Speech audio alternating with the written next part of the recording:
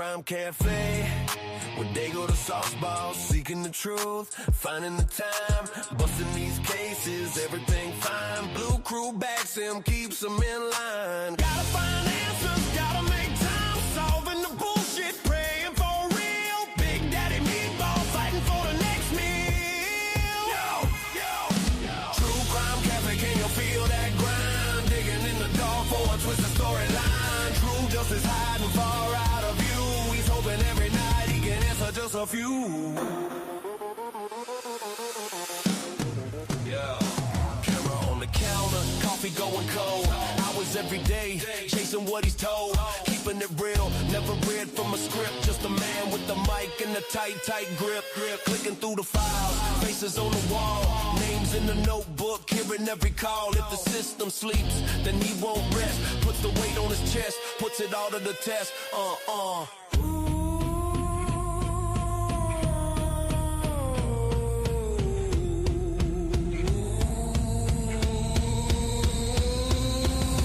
Crime Cafe, can you feel that grind? Digging in the dark for a twisted storyline. True justice hiding far out of view. He's hoping every night he can answer just a few.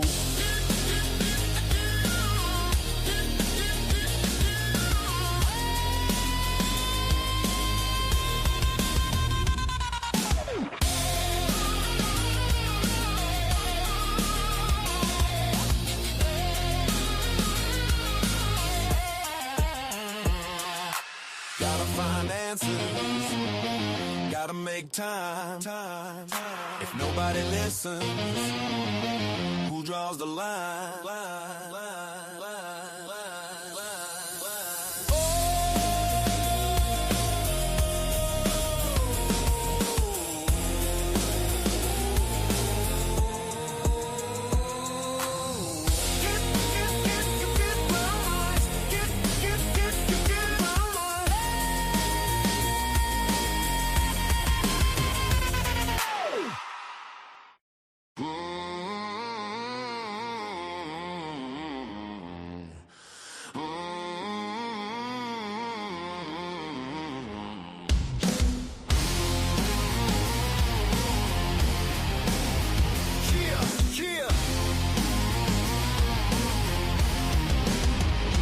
Crime Cafe, where they go to sauce balls, seeking the truth, finding the time, busting these cases, everything fine. Blue crew backs him, keeps him in line. Gotta find answers, gotta make time, solving the bullshit, praying for real. Big Daddy Meatball fighting for the next meal.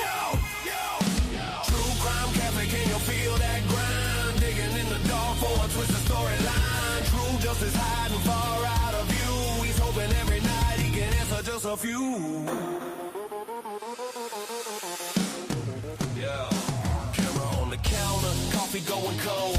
Hours every day, chasing what he's told. Keeping it real, never read from a script. Just a man with the mic and a tight grip. Clicking through the files, faces on the wall, names in the notebook, hearing every call. If the system sleeps, then he won't rest. Puts the weight on his chest, puts it all to the test.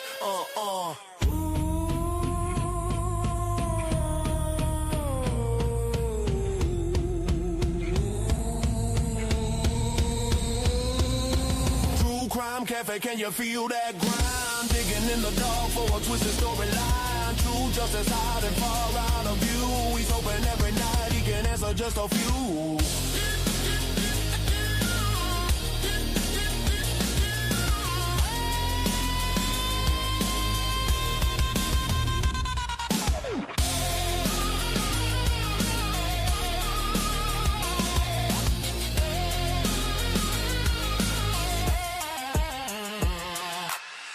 Find answers, gotta make time.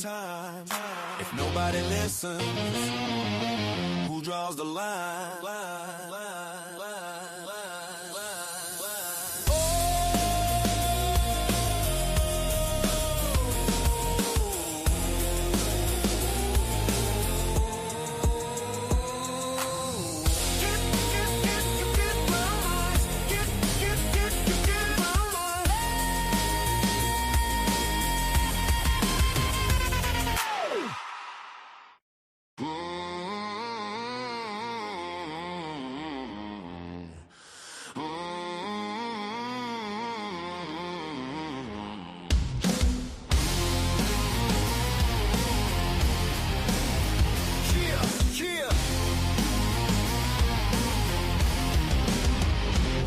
Crime Cafe, where they go to softball, seeking the truth, finding the time, busting these cases every.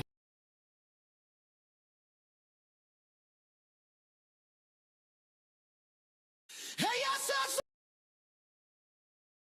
True Crew. True Crew. Yeah. Yeah. Step up, get stepped on. Fizzy, sassy, Cassie, mama bad, run the call.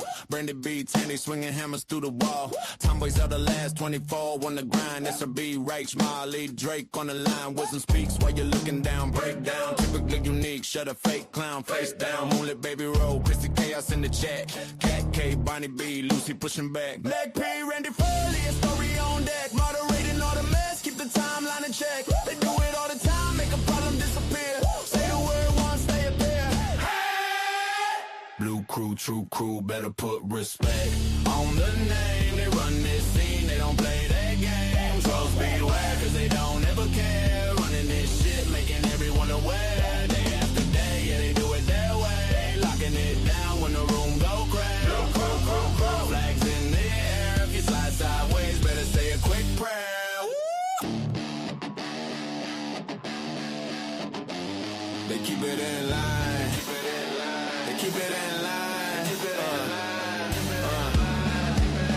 From the first loud thing to the late night time.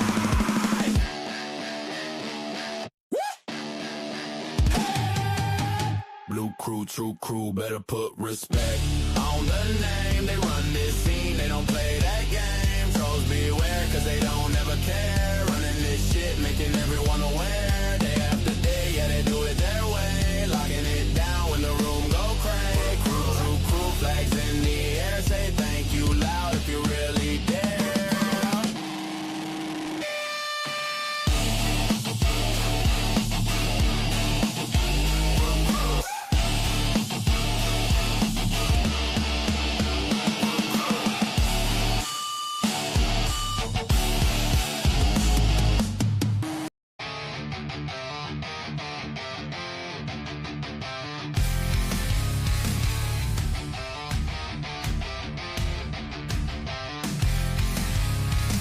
Coffee black like the sins in my mind. Sitting here where the lost souls unwind. Blood stains on the counter never fade. This is where the guilty come to trade. True Crime Cafe, where the secrets spilled. Every cup's a confession, every shot could kill. Underneath the neon lies a dark valley. Dancing with our demons at True Crime Cafe. The barista's got tattoos of broken dreams. Eyes like a crime scene torn at the seams. The jukebox plays a dirge for the damned. In this twilight world where nothing is planned. True Crime Cafe, where the secrets spill. Every cup's a confession and every shot could kill. Underneath the neon lies a dark valley. Dancing with our demons at True Crime Cafe.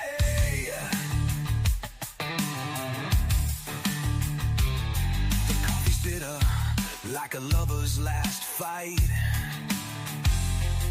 The air's electric in the neon light. A place where lies and truth collide. Order a double shot and swallow your pride.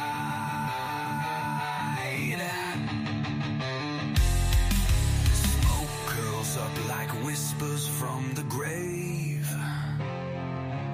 No redemption here, no soul to save. Each table tells a story etched in sand. The True Crime Cafe, where the end begins.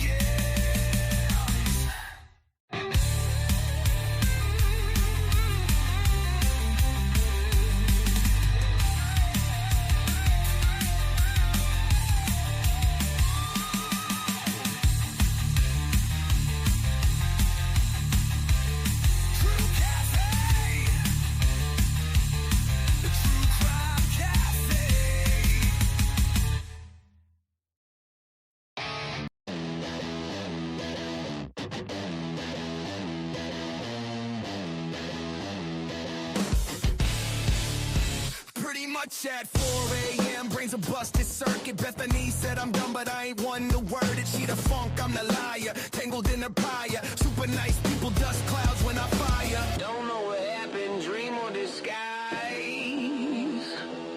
Could have been a movie script in my eyes. Pretty much that's all I can muster. Rusted gears grind, my head's a fluster. Bethany's gospel says I should be crying, but maybe I'm dreaming, or maybe I'm lying. Clock tick-tocks, heavy like my boots on gravel. Thoughts unravel, demons dance and I travel. She a preacher of pain, I'm the choir of blame. Burn bridges like my nights, no two flames the same. 4 a.m. truth's a whisper in the haze. Dreamt or lied, can't tell in this maze. Pretty much that's all I can muster. Rusted gears grind, my head's a fluster. Bethany's gospel says I should be crying, but maybe I'm dreaming, or maybe I'm lying.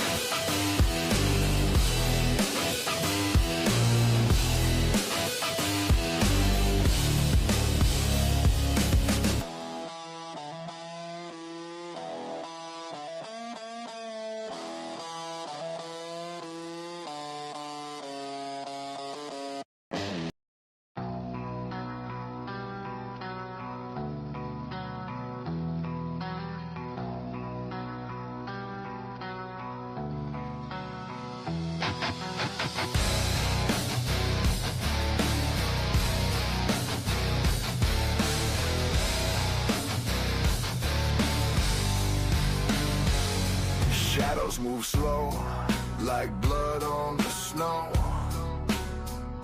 4 young souls, Idaho. A scream swallowed whole. Who will know? The truth hides deep where the dark winds blow. Police lines blur, whispers in the air. Prosecutors stare, but do they even care? No voice for the voiceless, cries in the night, lies in the system, black takes the light. No voice for the voiceless, the broken and lost. The truth's too heavy to hide. The cost.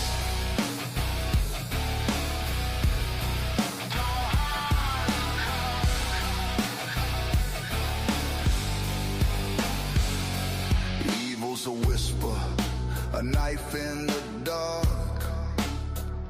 The system creaks, the machine won't spark.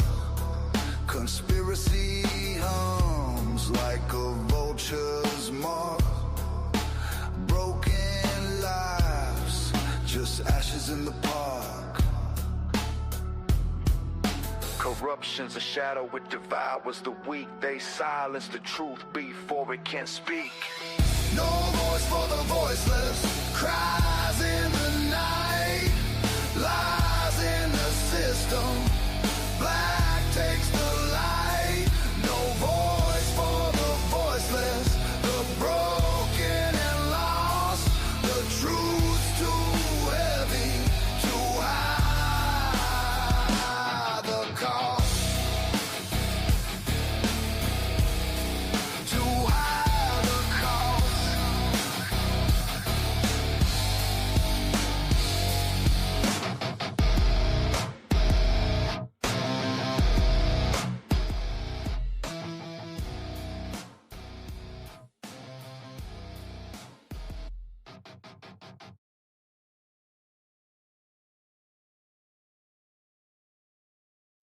All right. It's that time, everybody. Thank you guys so very much for joining us today.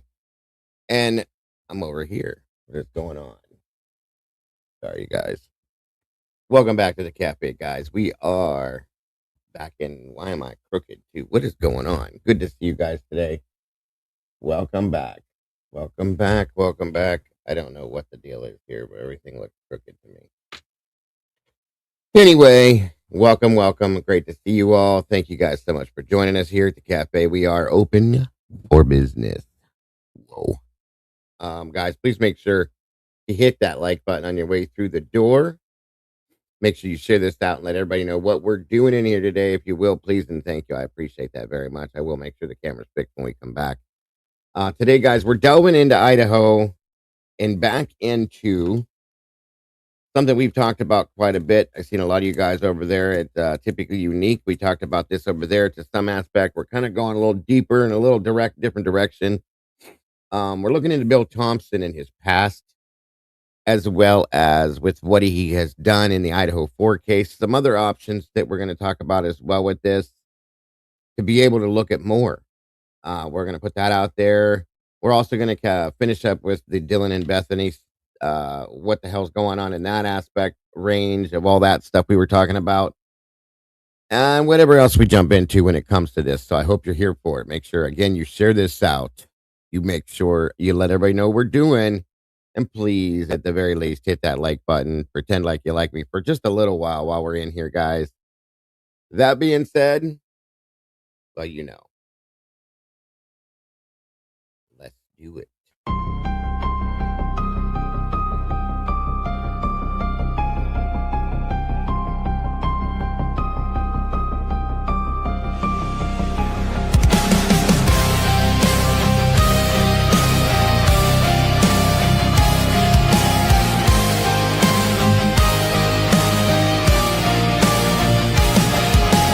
Neon lights flicker like broken halos.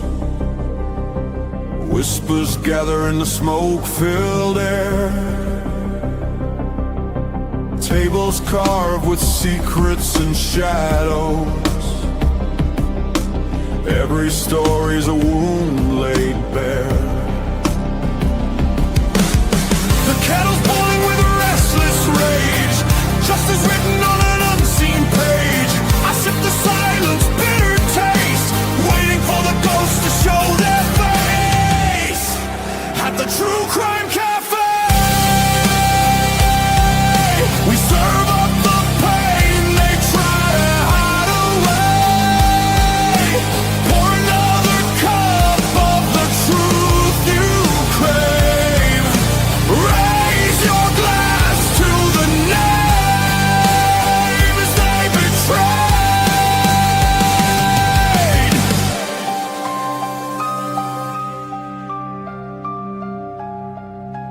Mirrors cracked, reflections are liars.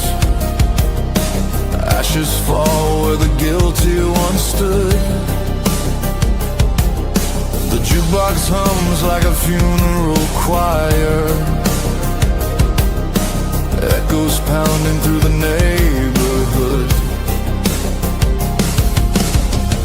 Every scar is a candlelit vow. We hunt the how, we demand the now. No more silence, no more disguise. We'll paint the night with sharpened cry. At the TruCrime Cafe, we serve up the pain they try to hide away. Pour another cup of the truth you crave.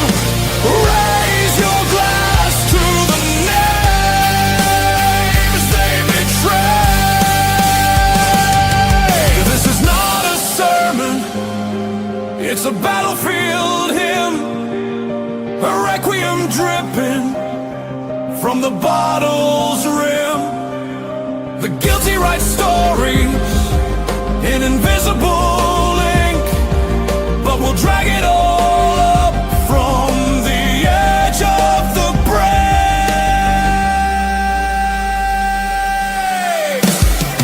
At the TruCrime Cafe,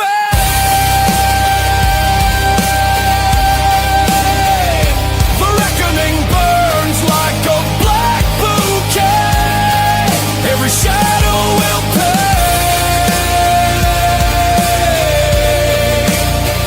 in the truth.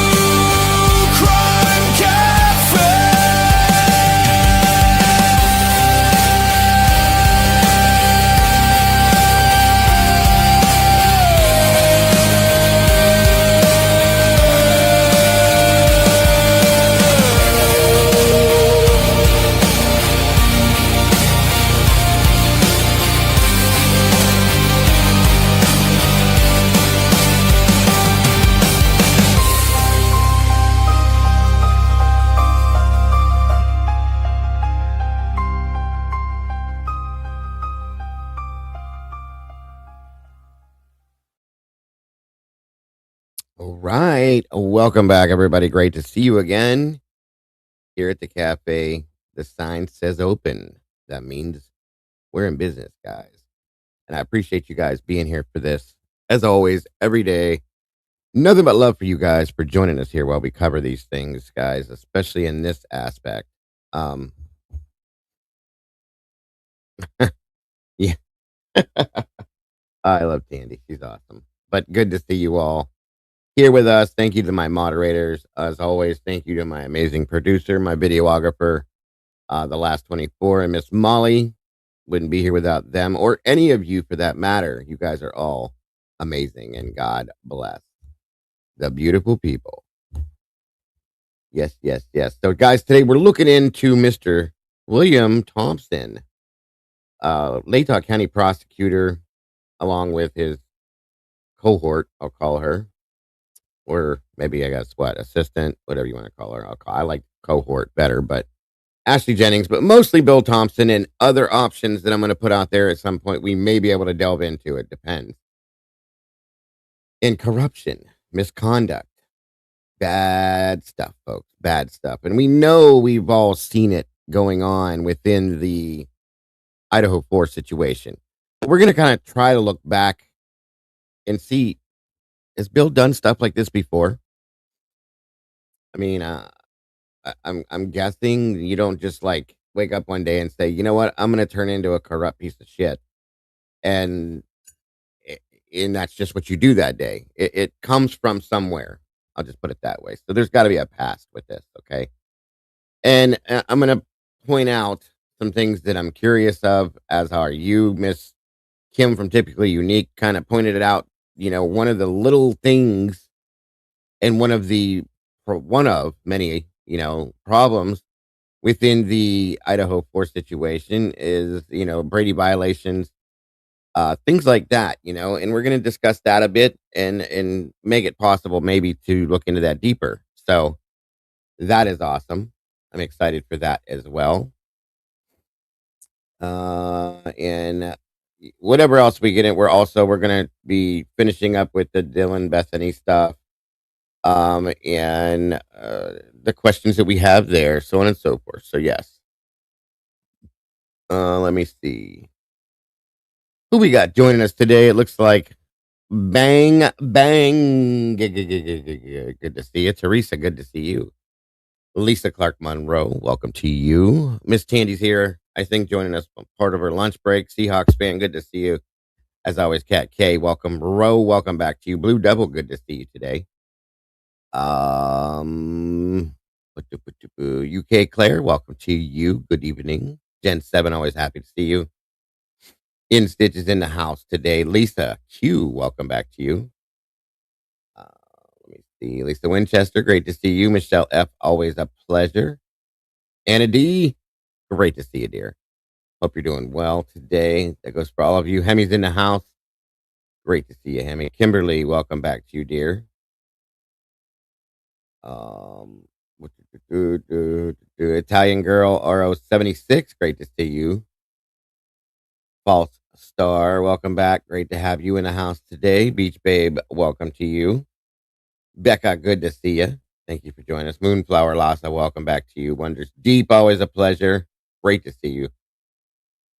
The amazing Miss Luther 75, welcome to you as well. Let's see. RJ Embry's in the house. Good to see you, buddy. Thank you for being here.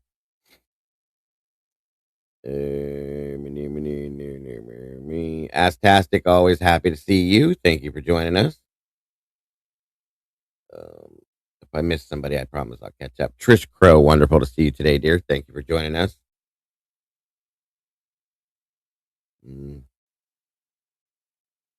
Crystal Bruin, new name. Good to see you. Thank you for being here. They say, I hope they call Thompson to the stand. Oh boy. I hope they call him out for everything. Speak of the devil, the last 24, my video producer. Good to see you, brother. Thank you for joining us today. Sylvia Hurley, good to see you. Pretty much. Finland, thank you so much for joining us. I do appreciate you all. Pretty much. I do. You're all super nice for joining us today. Truly. Let me see here. Make sure I want to make sure I'm not missing anybody. Jennifer Meineke, great to see you. Riz Biz, well, welcome back to you. George Stewart, my friend, wonderful to see you, brother. Dan J90, welcome. Thank you for being here. Let's see, I said Lisa, Panama Mom, good to see you today. Please again share this out, you guys, and at the very least, hit that like button if you will, please, and thank you. The Karma Police are in the house, y'all. Better behave. You better behave. Just us and Pixie Dust. I love the name. I love the name. Oh, Michelle F. dropping a membership in the house. Looks like our first one went to Crystal Bruin. Congrats, Crystal. Good to see you in the house. And welcome to the sauce. That was quick. Crystal looks like she's newer here and already got a membership. That's awesome. And thank you so much for that, Michelle. Very generous, very gracious of you. Amazing. Very much appreciated. Okay. Let me see. Miss Tandy. Wonderful to see you. Miss Trish Crow, congratulations and happy Dagoversary on that one. 19 months. Wow. That went by quick. It really did. We love you, Trish. Thank you so much for being part of this family and this community. Very much appreciated always.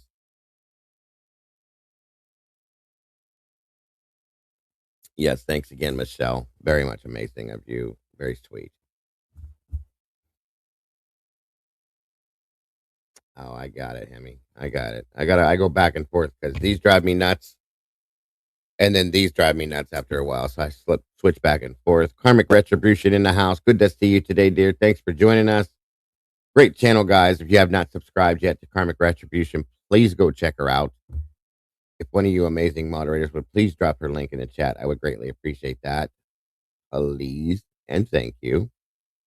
Buffalo Chick, welcome from Western New York. Good to see you. Sunny Western. You guys, I'm always interested to see where you guys are tuning in from. So if you feel like dropping that in here, please feel free. If you're comfortable with it, please do. I love to know where you guys are all tuning in from. That's very interesting to me. So we got somebody from sunny New York in the house. That's awesome. Big B's in the house. What? Good to see you, Big B. Big B. Margaret's tuning in from New York City. Sleuthy Kitty, good to see you out of Vegas. Big B's in Halifax, Nova Scotia. Fall Star coming out of Oregon. Looks like Moonflowers in Western Montana. Beautiful state. Dylan Hildreth in the house. The greatest state in the United States. Ohio. Hey, hey. Nebraska for Crystal Bruin. Kimberly is in Dallas. That's amazing. Becca. Northeast Pennsylvania. What's up, neighbor? Teresa's from Southeast Wisconsin. Beach Babe says cold and cloudy New Jersey. Randy Furr, my brother from another mother, coming out of Pennsylvania. Jesse Lynn is in Minnesota. Good to see you, Jesse. Thank you so much. Miss Rowe from South Carolina. Great to see you. Moonflower said she's 3 hours from Moscow. Whoa. Rizbiz is in Amsterdam. Skilla. Good to see you, Skilla. Lisa Clark. Welcome. In Stitches in Ohio. Out of Southeast Ohio. We got a lot of Ohioans in the house. I love it. Home is where the heart is. Old Man Stud says the Great White North, New Brunswick. Let's see. I'm making sure I'm not missing any. UK Claire says Northwest England. Amazing. Trish is in Sparta. What was the name of the city from one of my favorite TV shows? I can't think of the name of it right now, though. Good Lord, what the hell was the name of that? Oh, In the Heat of the Night. The town was called Sparta. Loved it. I wish they could have done something and kept that show going because I really love that show. The Jenny, just like peas and carrots. Northern Illinois, wonderful. Michelle Epp is in Manchester, UK. We love our UKers. Anna D's in South Jersey. Got a Jersey girl in the house. Lisa Clark Moore is another New York City. Luther 75 says she's coming from Pennsylvania here. Gotta love it. Skill is in Groningen, the Netherlands. That is awesome. I love seeing you guys joining us from way out there. Other parts of the country, other parts of the world. I love it. Love it, love it. It's on Pluto TV. What are we talking about, Teresa? What did I miss? Let me see. What did you say before that? Roll Tide, Wonders Deep. Yes, yes. Roll Tide. Hell yeah. Roll Tide, roll. I'm a big Bama fan. Michelle Weddle, welcome to you. Good to see you.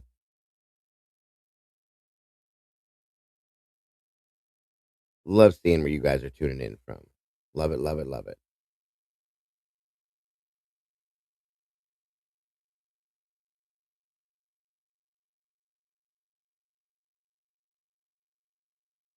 I don't think I missed anybody.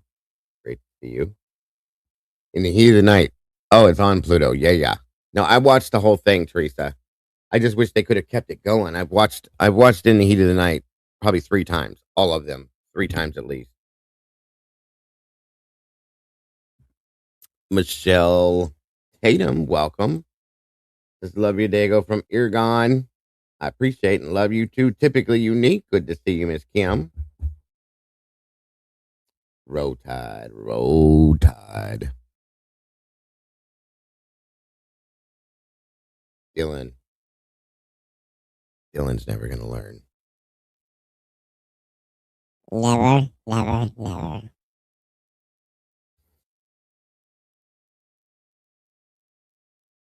It was not boring, Candy. You're crazy. People just love to mess with me. Come on in, guys. Grab a seat. GG girl, good to see you. Thank you for joining us. She doesn't even think it. She probably doesn't think it's boring. She just wants to mess with me. Appreciate you guys so very much. 129 people in the house right now. 67 likes, guys. We're gonna jump into something here in a minute. Is it surprising? No. It's interesting for the very least, and we're gonna look back a little bit at the possibility of let me call it preterm corruption in the prosecution at the prosecution level in Latah County. How about that? Surprise. Miss Kim today on her show over at Typically Unique was talking about issues with Brady violations and people that, were involved in these cases, especially the Idaho 4 case that were on the Brady list, guys. And it makes me wonder, we're going to discuss that coming up here soon, how many other people might be on that list that we don't know about. Yes, yeah, Kim had a great show over there today. For those of you who did not get to see it, you need to jump on the replay crew when you get a chance and hop on over and watch that one, guys. I'm telling you, you'll be highly disappointed if you miss it. I'm promising you that. Holy shamoly, yay. Luther 75 dropped 10 new memberships. Going to give us 11 new meatballs jumping into sauce, and it looks like Kimberly, Miss Teresa, Rizbiz, Stay One, Bama Girl 75, Brianna 007, Girl Kraut, Brandy Michelle, Gemini 6563, and is it Crandy 75? All became new meatballs jumping in the sauce with the rest of us. Thank you so very much for that one, Sluther. That was amazing. God bless. Get ready, guys, because it's coming.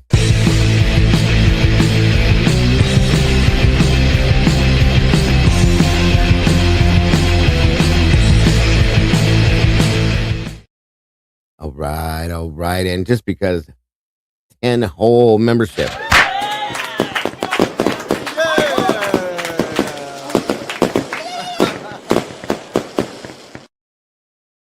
was so very awesome. Thank you again for that, Sleuther. So very generous. Always, always. Sandra Kayoshi, wonderful to see you today. Thank you for joining us. Appreciate you. Michelle Weddle hitting number, let's see, number one towards our goal. Thank you so much for that, Michelle. God bless. Very much appreciated and very sweet and generous of you as well. I know Miss Tandy said it. Good thing she went out and got a bigger pot this weekend. We need more room for them meatballs. For show.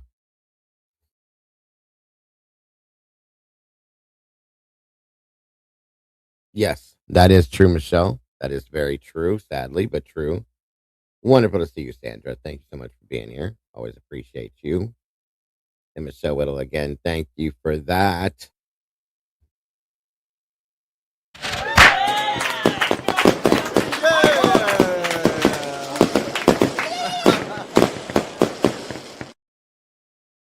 You guys are so generous. We appreciate you guys so very much. Truly, we do.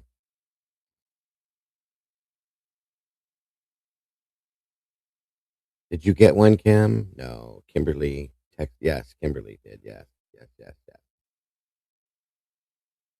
Right. Welcome to the sauce. The coffee's hot, but the conversation's even hotter. That's right. Thank you, Miss Tandy. And it is wonderful to have you here, Michelle. Always your pleasure. It is mine for you to be part of this community. Absolutely, absolutely, absolutely. At some point, I think Kim might join us up here. Got some busyness to catch up with and take care of, and we may be honored to have her here at some point. So this is complete fuckery. Howdy, howdy to you, and yes, it is. Best coffee in town, I believe so. Yes, ma'am. Teach, learn, and serve. Welcome to you. Thank you for joining us. Christopher Tapp.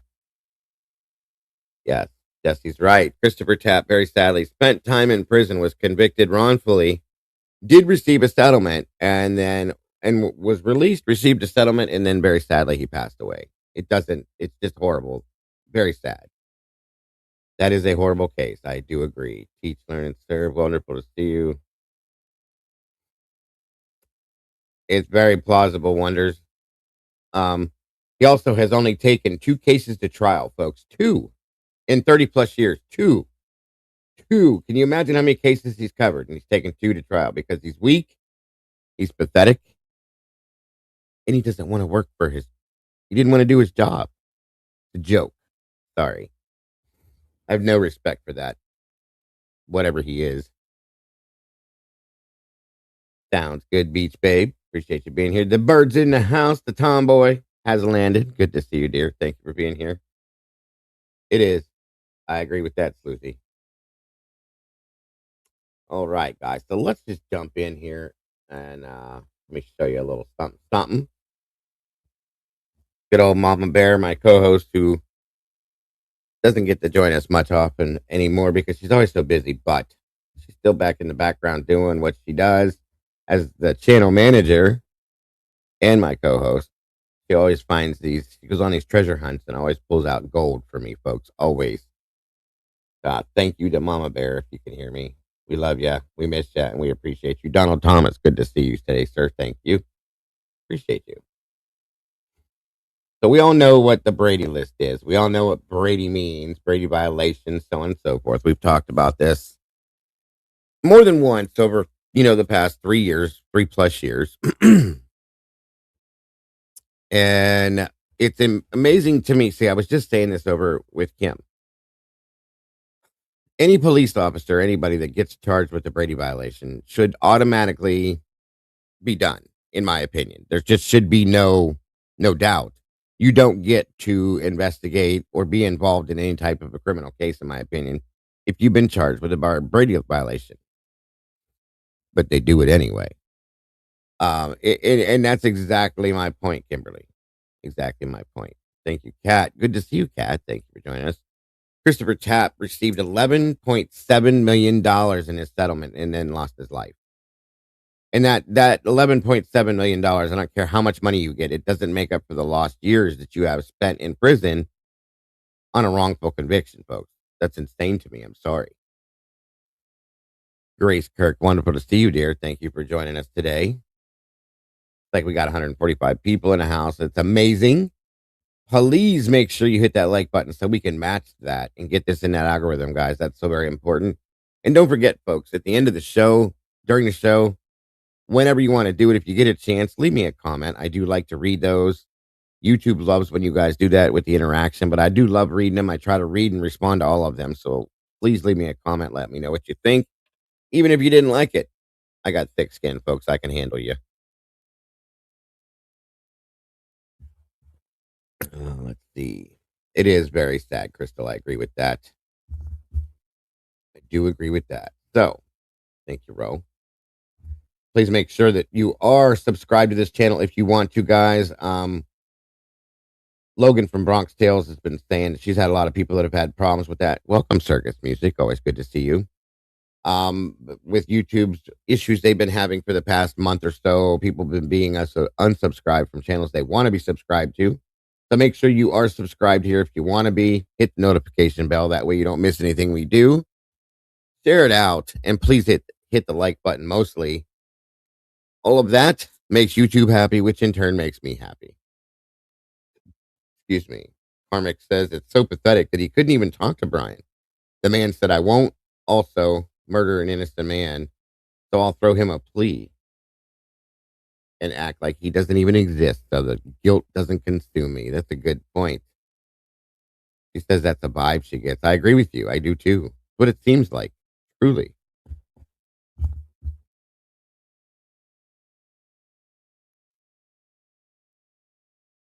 Randy said, what Rose said. Thank you, Randy. Appreciate you, buddy. Randy's been here, guys. Jesus, probably from the beginning, almost 4 years at least, close to. Been a long time. He's fooling himself, she said. Teach and Learn said.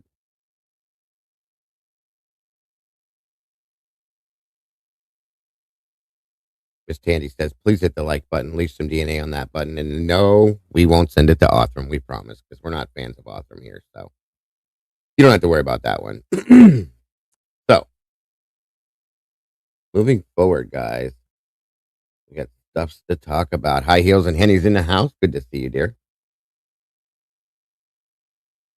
The great seal of the state of Idaho. Hey, hey. Yes, we have Jessica Rabbit in the house today with Miss Kim. Oh, let me fix something here in the background, you guys. It's a little hard to look at. There we go. Okay. Number 83, Gilstead. Thank you for that. Jen says that nobody even remotely talked about how the state overturned. I did bring it up once or twice, Jen. Nobody paid attention. Nobody really ever delved into that. You are correct. Hi, Norman One. Good to see you. I tuned in because I enjoy you and your content. I really like you and Logan together. Mike is good too. I am in Beaumont, Texas. Welcome, my friend. Wonderful. And I love the kind words. We appreciate that so very much. Thank you. Thank you. So, guys, we have, look at this. Mr. William W. Thompson, Latah County Prosecuting Attorney. Prosecutor Misconduct number 17245 33897 986014716. Prosecutorial misconduct. On behalf of Bill Thompson. Amazing. Interesting. Date of offense was December 29th of 2023. So this was going on when the Idaho 4 case was going on, huh? Yes, we figured out what was going on with Logan's door, Suds. It was nothing bad. Ocean Waves, welcome. I heard the coroner in this case is not a medical doctor. She's a registered nurse and was elected into her position as, yes, that's how that works. She's also an attorney, Ocean Wave. Welcome, by the way. Yeah, it was her dog taking, a friend taking the dog out. So we know that obviously there have been prosecutorial misconduct offenses by this man before. as I've always wondered. Okay, truly. And I'm curious if there's more. I really am. Besides this one, this is just an example. Okay, it's just an example of what this. Um, let's see here. So here's the statement on this. This is a previous. Oop, give me 1 second, folks. I got to grab something. Be right back.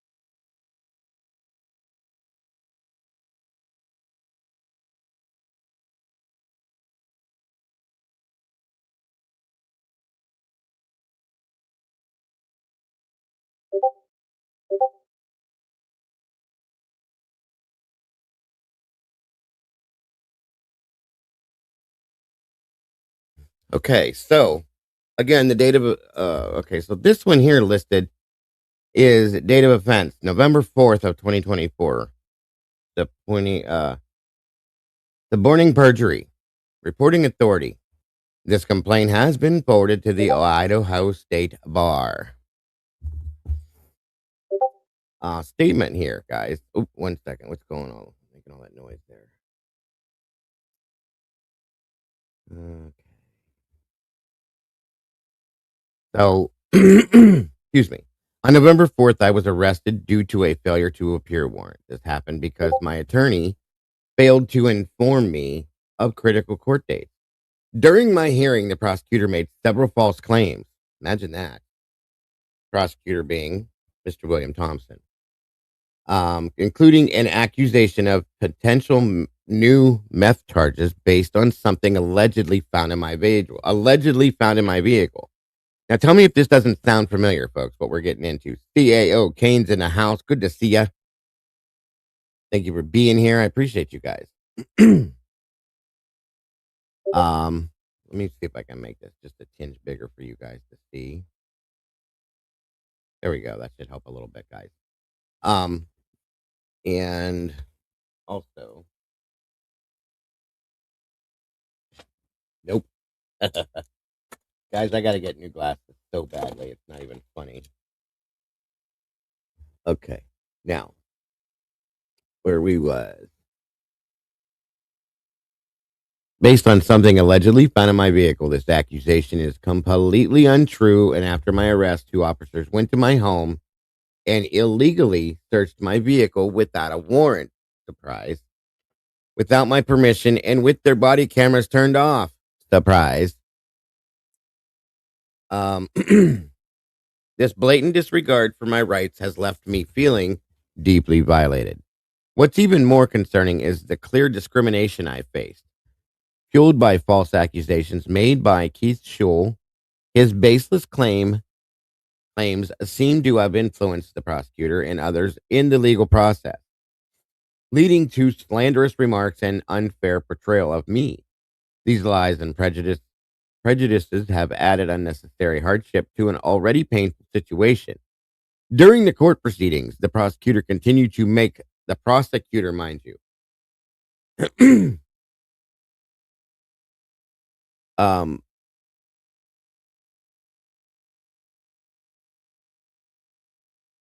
yeah, no, I know that, buddy. Um, what the hell was I going to say now? Where was I? Thank you, Senor. No, I personally think, Grace, that the coroner should be some form of a medical doctor, but they don't do that, unfortunately. So anyway, about the drug use, even though I was not arrested during the court proceedings, the prosecutor continued to make slanderous remarks and baseless accusations about drug use, even though I was not arrested or charged with anything drug related. These statements were entirely irrelevant to the case, which involves an alleged theft charge. This experience has been disheartening and unjust. It's not just about the charges, it's about the unfair treatment, the false narratives, and the complete disregard for due process and my rights. The actions and assumptions made against me reflect a deeper issue of bias and mistreatment that no one should have to endure. Let me know if this captures your concerns or if you'd like any further changes. So there are some links in this, guys, that I could go to that I'm not going to pull up on that point. Now, here's the thing. Okay. Now, there's a list out here. There's the Idaho Brady list. Okay. It's right here. I can purchase this list and see everything on this and everyone on it. Okay. $99. I don't have that to spend on this, guys. I'm not a big channel like some of these other creators that have the ability to do this. I don't make that much. So I don't have the ability to purchase this. Now, I would love to. I'd love to see who's all on this list and if any of these people on this pertain to the Idaho case, if they had anything on it. So I'm going to say this and put this out there. If you guys would like me to purchase this for $99 or whatever it is, I'm sure there's a tax to it or something that they charge, whatever fee. You guys are welcome to. I can put up my cash links. You can donate to Cash App, PayPal, or Venmo. I will use that money to purchase this at that point. That's the only way I'd be able to do it, guys. And if you don't want to, no worries, folks. You don't have to by any means. Unfortunately, I just don't roll that way. I'm not doing, I'm not rolling in it up here. So if you guys would like me to get this Brady list, open it up, go through it, and find out everybody that's on this list in this area and how many of them pertain to the Idaho 4 case, that's the way we'd have to do it, folks. And it would have to be through PayPal, Venmo, or Cash App, because Super Chats, I won't get, if it at all, I get a percentage of it next month. So that's how we would have to do that, guys, if you want to. A senior has it already. Okay. Well, if you have the full list, senior, I would love to take it out, take a look at it, my friend, and break it down. So, but there's more to this, guys. Okay. So this is just this one. Okay. Suborning perjury. Yes, senor, you the man, bro. You are the man. I appreciate that very much. All right, so let's see this other one here. Prosecutor misconduct number that. Let's see if that opens up for me. Cynthia Rose, welcome. Good to see you, my. Very much appreciate you. Sorry. So some of this, like I said, there's some of these documents here. There's a couple pictures here that shows abuse of a child. I'm not going to show that to you.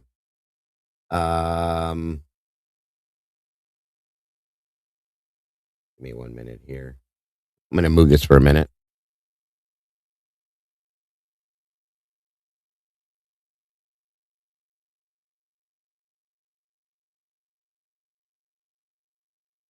Yeah, if you have the full thing, senor, I would love to see it, my friend. Truly would love to see it. So this next situation here, give me 1 minute. It's very sad. But again, misconduct by the prosecution. You give it to me for $98. Okay, I'm still gonna have to raise money for that, brother, because I just ain't got it. So my apologies. Thank you, bro. I know you're teasing. Thank you, brother. I appreciate that very much. So this next piece of information comes from Jonathan Storms. It says, "Hello, everyone. I'm asking for your help in supporting my wife and son begin a new life away from me. For the past 3 years, I have treated this beautiful, amazing treasure of a woman with apathy, gaslighting, ignoring her, treating her like a physical commodity, and more. I've been a mental and emotional abuser to someone I love. To my 1 year old son, I have yelled at him, slapped his adorable little hands when he's playing with me, and spanked him when it wasn't warranted. I have emotionally and physically abused my own son. Just typing these words, just typing those words makes my stomach turn and my eyes well up with tears. How could I do this to them? How could I choose to be so terrible to them?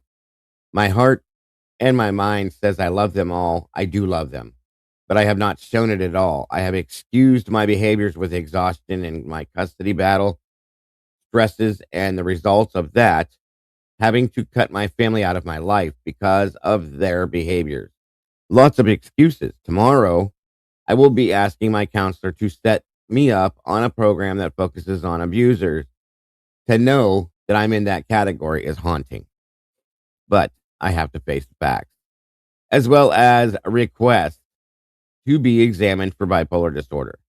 I'm starting to think that I have ADHD, but that I truly have bipolar disorder. I will also be seeking from my counselor anger management classes. When I was diagnosed with ADHD, I asked for anger management diagnosis, and the report said I don't have it. But let's face it, someone who doesn't have it doesn't do what I've done. So I am going to be reevaluated, and all I ask for is your prayers. I get the help that I need. I will also be looking to get a second job so that I can work to support Nikki and Solo while they are gone. Thank you. This takes a lot for somebody to admit to these things. So just saying that's wow. Okay. Um, I don't know, Lucy. I don't know if it's AI or not AI, but well, he probably used AI to write what he wrote. It's very plausible these days, but no, I don't think that has anything to do with it, ADHD. But there's the wife and the son and the GoFundMe that he had posted to try to get help with that. It's a very sad story, but the man's admitting to it. If it's true, God bless for trying to get help, brother. Okay. I'll just say that much because, it's people most of the time that do this, they never admit to it. Um, so the next part of this states, welcome, altruistic. Good to see you. Thank you so much for being here. I've always been honest with you from my perspective. I've always thought I was 100% transparent with you, genuinely believing that I would tell you everything. I have always told you what I believed was truth. Anytime we talked about recollections I had about last abuses, I thought I was telling the truth because I was telling you what I remembered happening. The big challenge for me right now is learning to mentally separate reality from my perception of reality. I wonder myself how much of what I remember was fact or a distorted version of fact.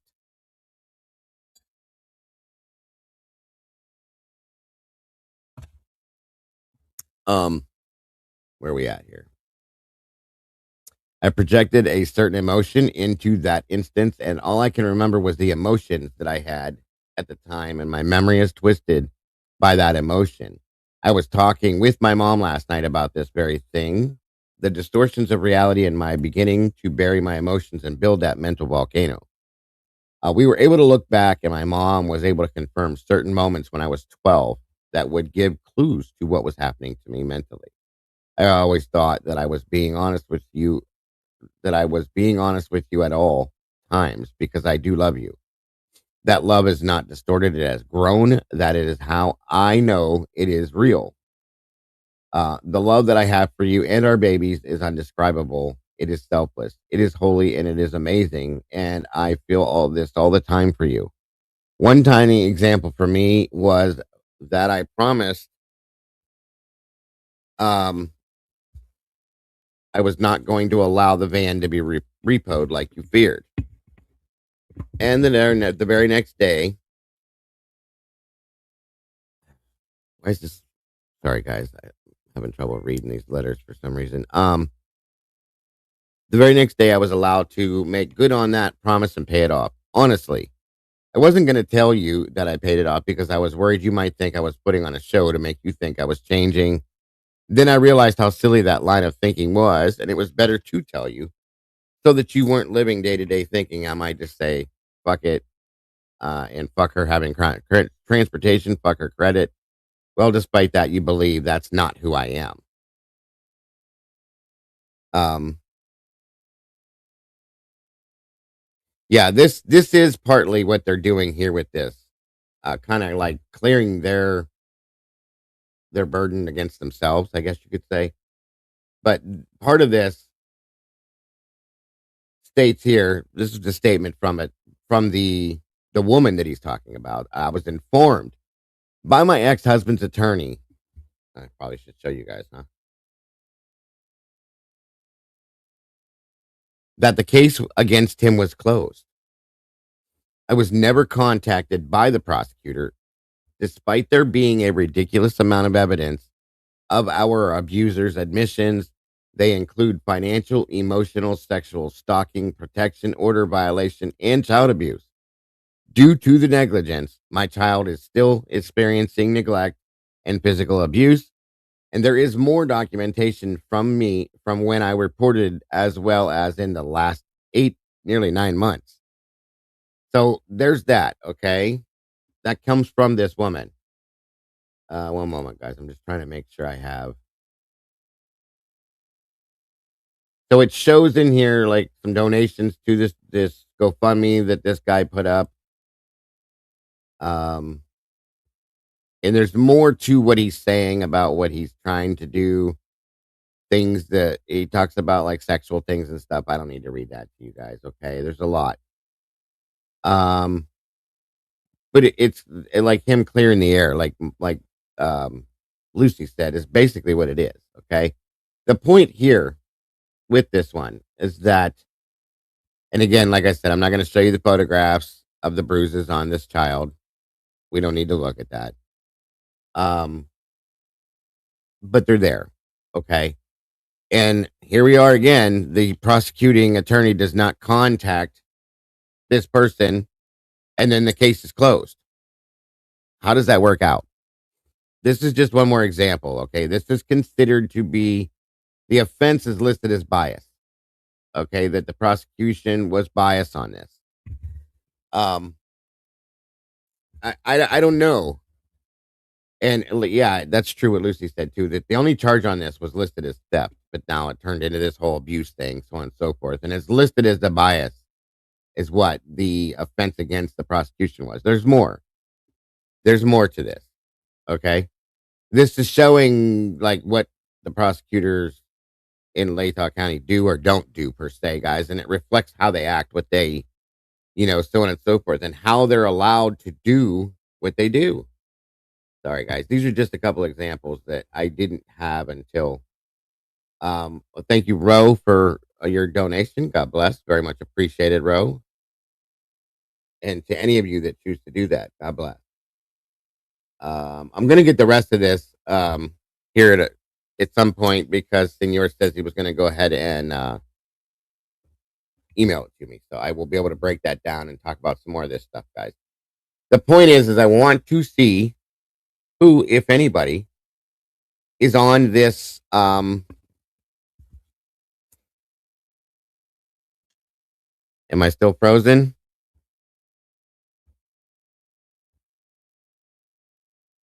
Am I frozen or am I moving? Yes, no, maybe so. But here's the problem. I'm good, thank you. Okay. Yeah, I want to look into this and see who else is on this Brady list. And I want to see how many of them, if they are related to the Idaho 4 case. They're in turn, am I out of shit? Thank you.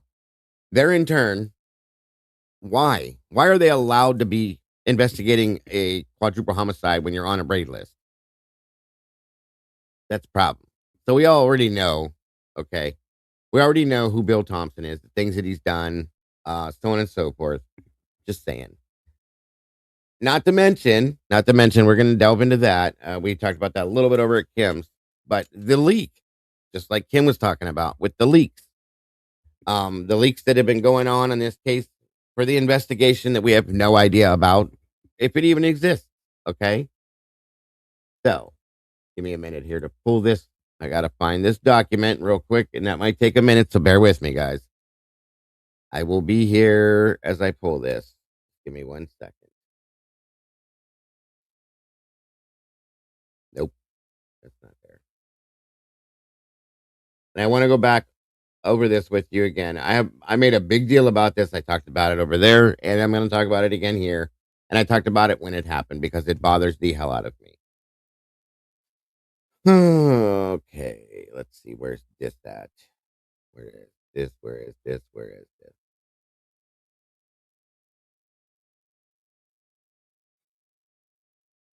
In just a minute. Load for me, please.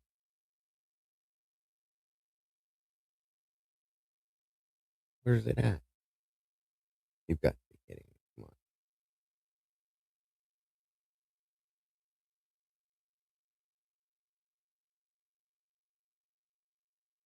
There we go. To that link. Okay.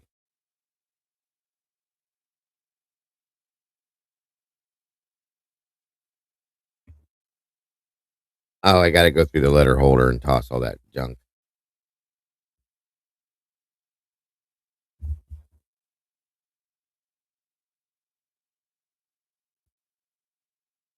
I know that looks tacky back there. It's just a bunch of stuff.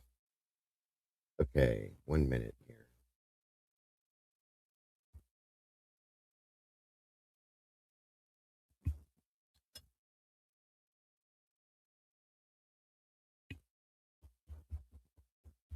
One minute.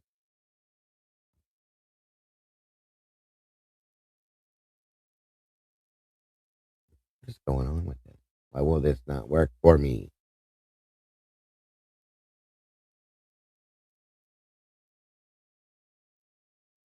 Okay,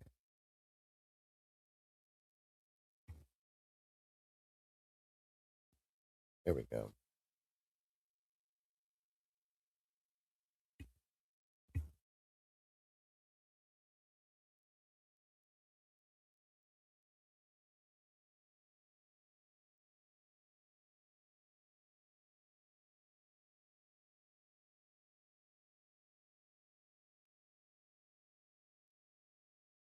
Welcome, love, and other habits.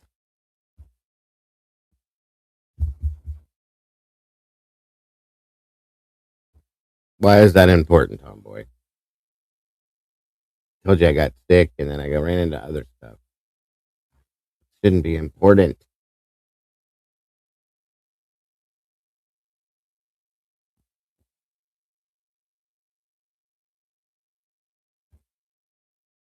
Yes, I'm in my new chair. I've been sitting in it, Randy. Thank you for asking. Why won't this work?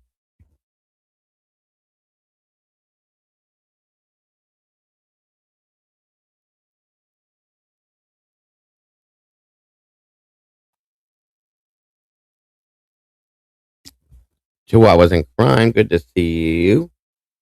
1 minute, guys. Sorry, I'm struggling a little bit with this document.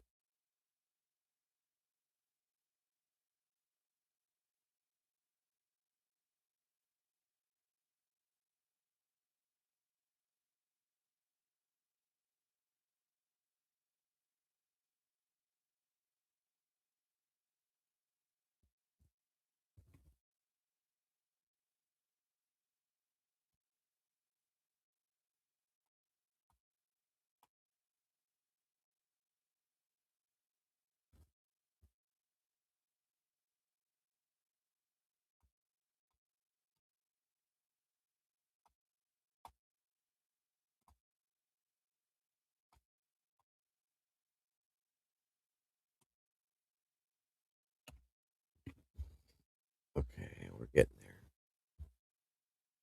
I'm frozen again. I don't know why I'm freezing. My internet signal says it's perfect. I don't get it.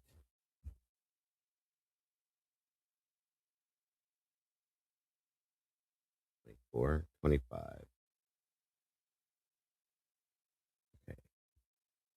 A size baby.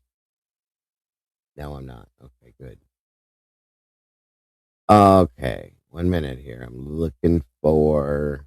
I had to find out what the hell it was called because we all know how many documents there are. It could be because it is cold here. There you go. It's breezed and I see it glitching and stuff. Something's going on with YouTube or StreamYard. So irritating, especially for what we pay for this shit. Let's see. Nope, that's not it.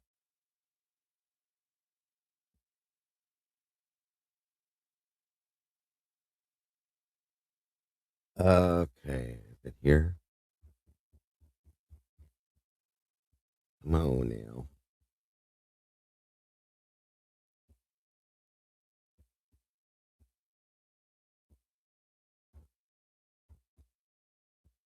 Bear with me, you guys. I'm sorry it's taking so long. And we'll get there. Have to find the right one. It is in here. I know it is. It better be in here.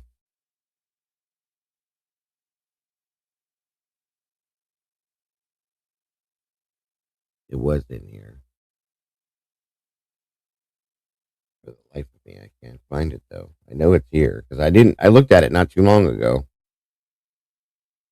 There were two documents put out from the judge, one to the prosecution, one to the defense. And we're going to be referencing the one to the prosecution mostly. But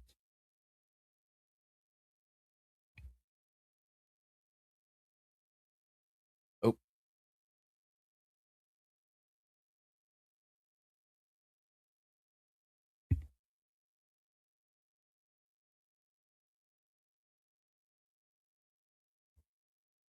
it's a good question, Teach. When there's a Brady violation, what happens and what are the consequences? Are there consequences? You'd think there should be. Doesn't seem to be though. There's the problem.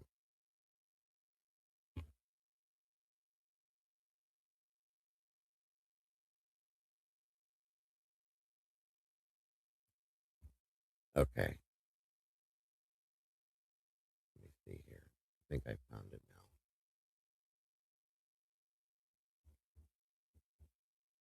See if it's it here.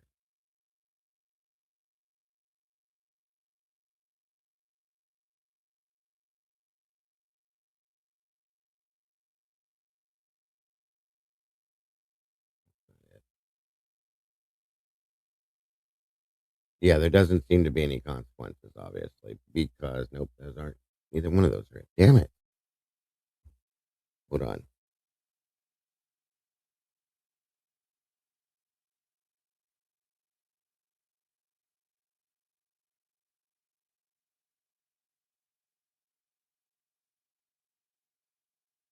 Lucy, if you're in here, can you check Discord real quick, please?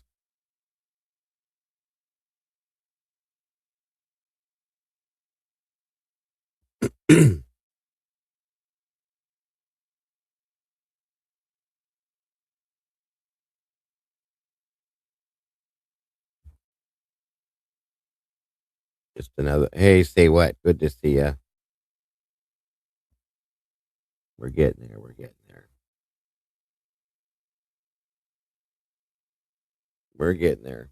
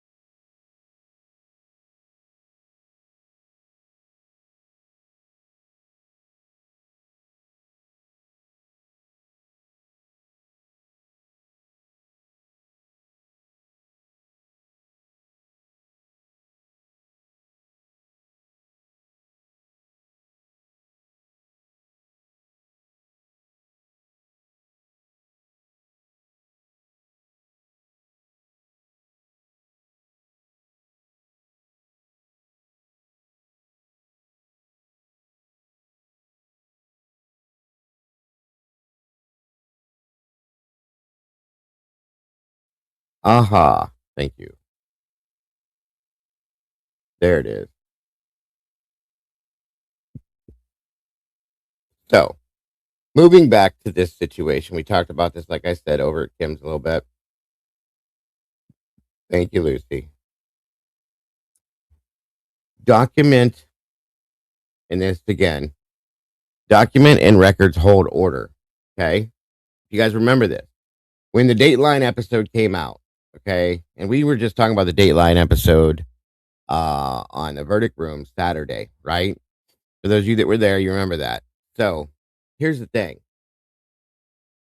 It was proven based on what we were showing on that there was a whole bunch of misinformation put out through that. But the information they did get, they got from somebody, and I do believe that it came from the prosecution side of the fence in this case, as did Judge Hippler, which is where this document came from. Okay. Based on sensitive information not previously publicly circulated that was reported during a recent Dateline TV program related to this case. The Terrible Night on King Road Dateline NBC broadcast. I'm sure you guys saw, most of you guys saw it, which came right before the trial was set to hit. Okay. And the defendant, Brian Koberger, it appears likely that someone currently or formerly associated with law enforcement or the prosecution team violated this court's non-dissemination order. At that point, the gag was still in play. Such violations not only undermine the rule of law, potentially by persons charged with upholding it, but also significantly impede the ability to seat an impartial jury. So in turn, like I was telling you guys, this was absolute jury tampering. Okay. Right before the trial was ready to start, we have this coming out, which again is what I said when it happened, jury tampering. Okay. Now, the reason I'm showing you this and I'm going over this with you again, and this is my opinion as of right now, but it's obvious that Judge Hippler himself knew which direction it came from, the prosecution side. And he did not pinpoint one specific person, but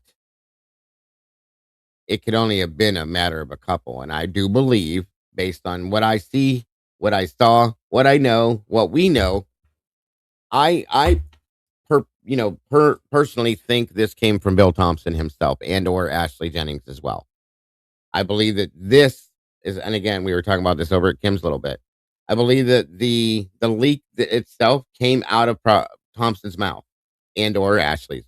Okay. And like Kim was saying, he almost wonders if it was like a little meetup, have lunch together. Here's some documents. Take a look at this, so on and so forth. How about that? You know what I mean? It absolutely, in my opinion, came from Bill Thompson and Ashley Jennings. I don't care who hears me say it. It is alleged and it is speculation because we have no proof yet. But that's what I believe. You guys are free to choose and make your own decisions, but that's my belief. And it has been. So,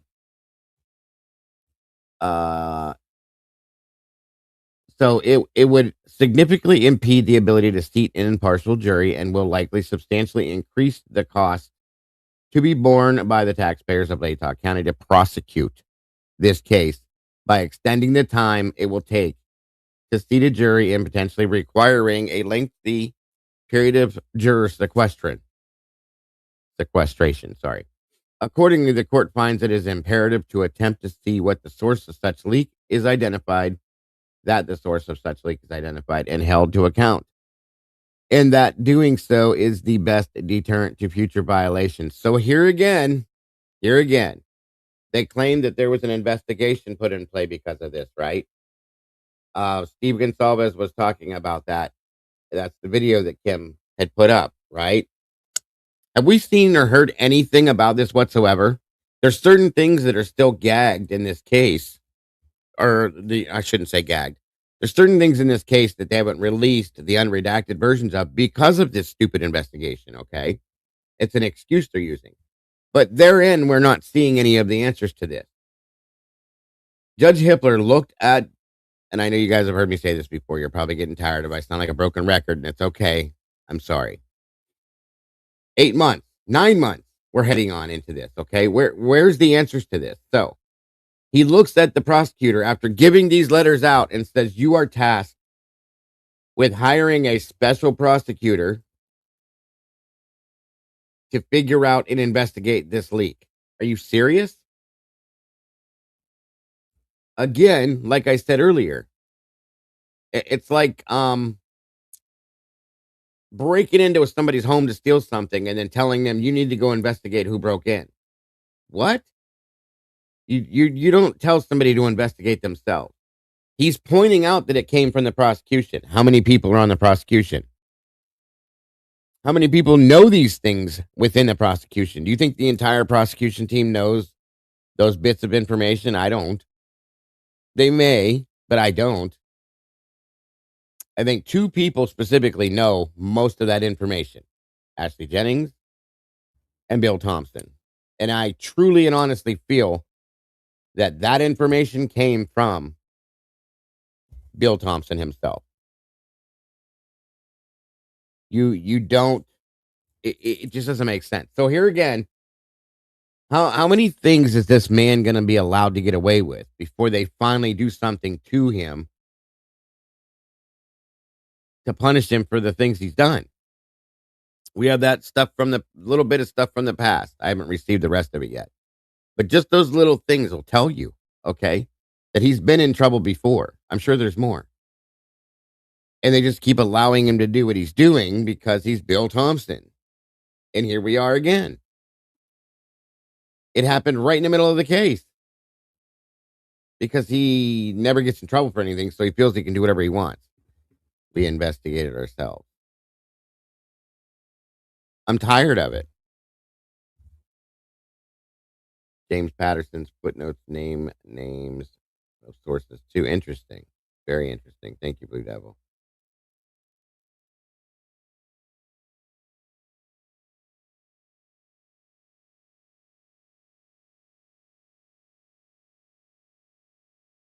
One minute, you guys. Somebody's at my door.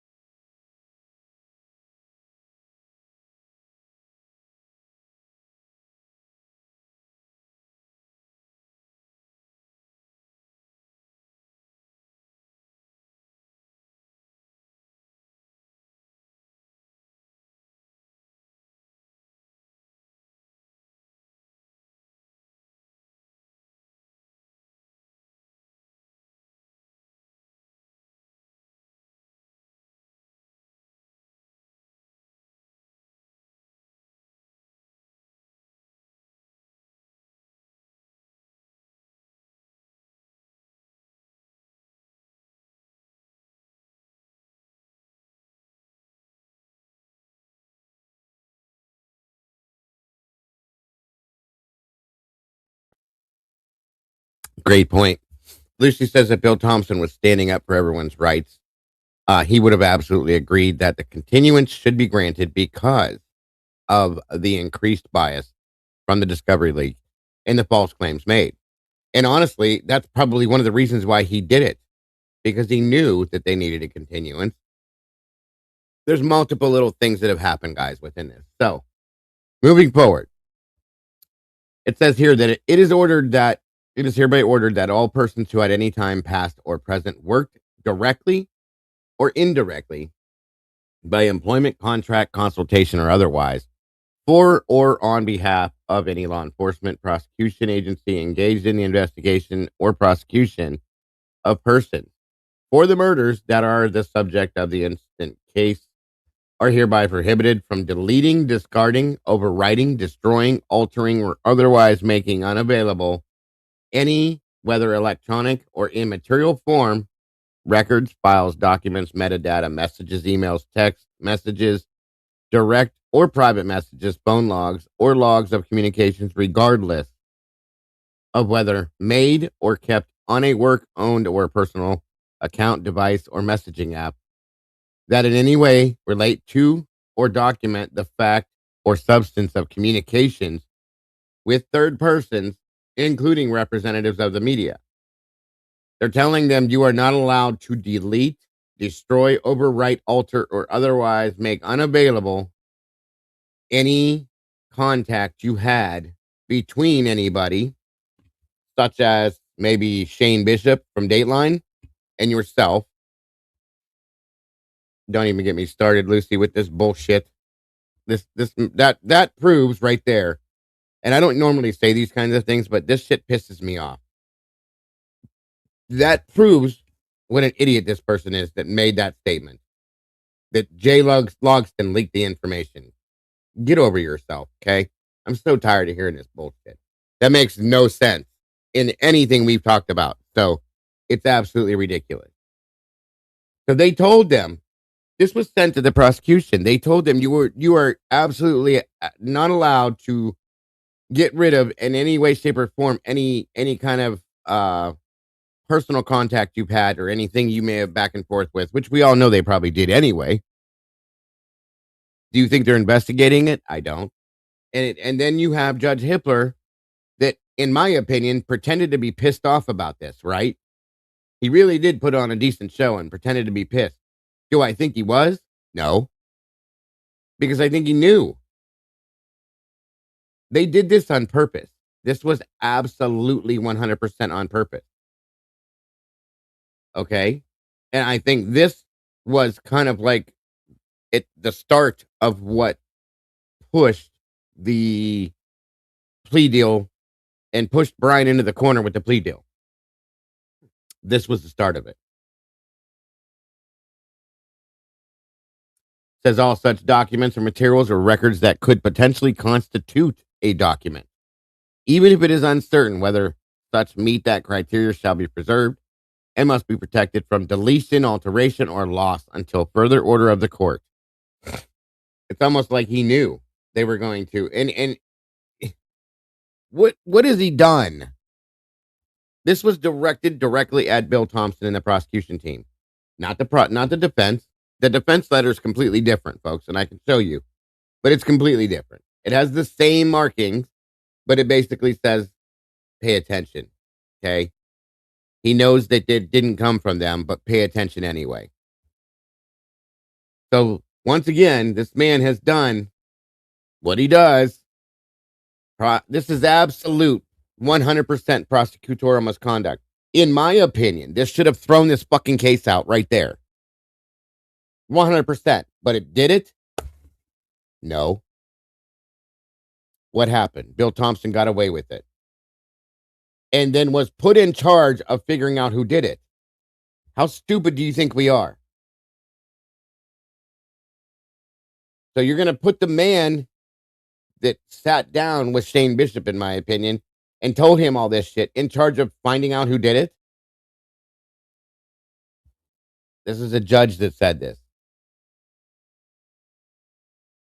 So here again, is anybody surprised that Bill Thompson has done what he did in the Idaho 4 case at this point?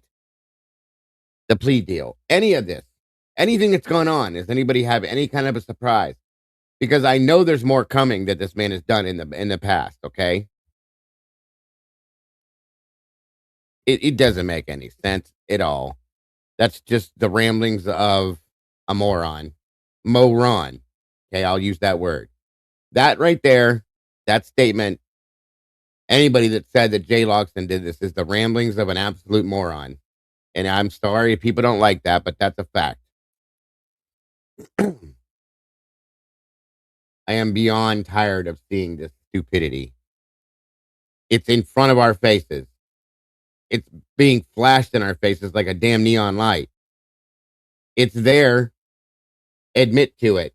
Deal with it. You were wrong. Anybody that thinks anything beyond this was wrong. This is a corrupt individual. It has been for years. Every damn case that this man has touched needs to be looked at, in my opinion. Truly. And honestly,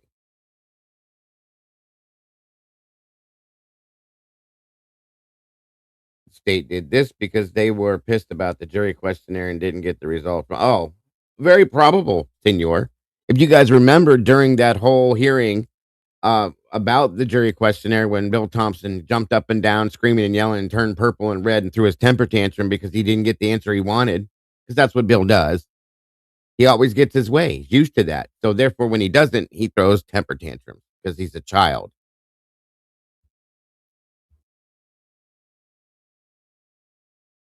That's like when the cops are in on it and you have to go to them for help. It does not work. Yeah, of course. We have Officer Tolson from the ISP that has Brady violations. He was allowed to investigate the Idaho 4 case. We have Shane Gunderson, sergeant with the Moscow police, who was brought up on Brady violation for the Stickergate bullshit. Okay. Guess who was the first on scene, the first responding higher up officer on the scene of the Idaho 4 case? Shane Gunderson. Why is this allowed? Somebody tell me why this is okay.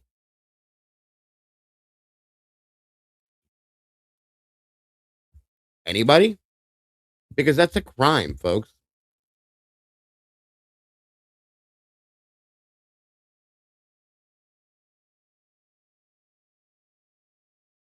If you go rob a gas station, okay, and you get reprimanded for it, do they tell you when you're done, okay, you're free, now go rob the gas station again? Because that's basically what they tell you when they let you do this. I know that sounds dumb, but this is a fact, folks. I'm so tired of this shit. This is one of the most corrupt prosecutors I've ever seen in my life. Truly. One of the most corrupt people I've ever seen in my life. Now, not to mention, 1 minute here. Sorry. We'll go back to that document here in a minute when we need to. I just want to show you guys something else too.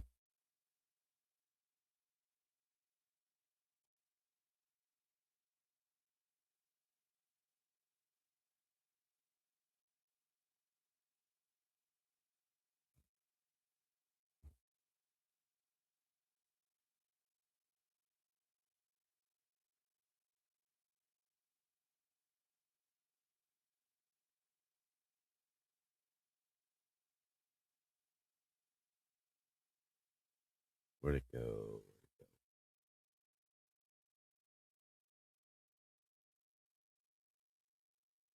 Oh, shit. Hold on.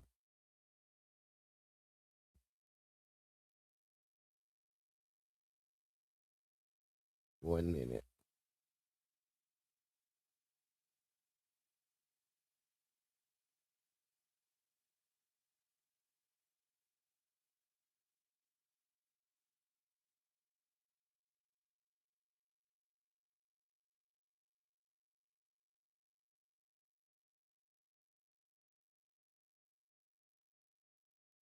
Not there.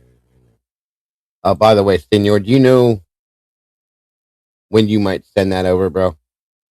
Just out of curiosity. No, if you're busy and all that, no rush, no worries. I just was curious, brother. 1 moment, guys. I'm trying to pull something else up for you.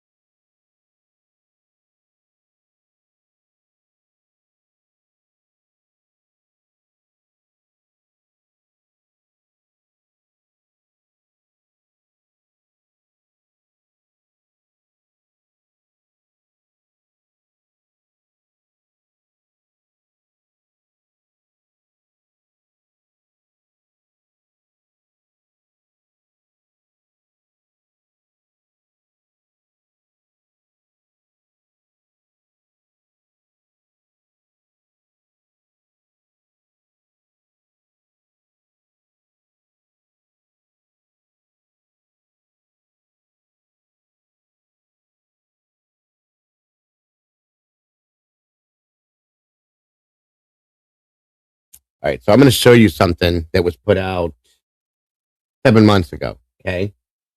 I didn't even know she had a channel at that point, but here is the link for the channel, and it discusses what we were just breaking down in a little more detail. Sausage Biscuits, good to see you. Thank you, Grace. Check this out, guys. And again, we just kind of discussed this, but it goes into more detail and gives a better explanation probably than I did. So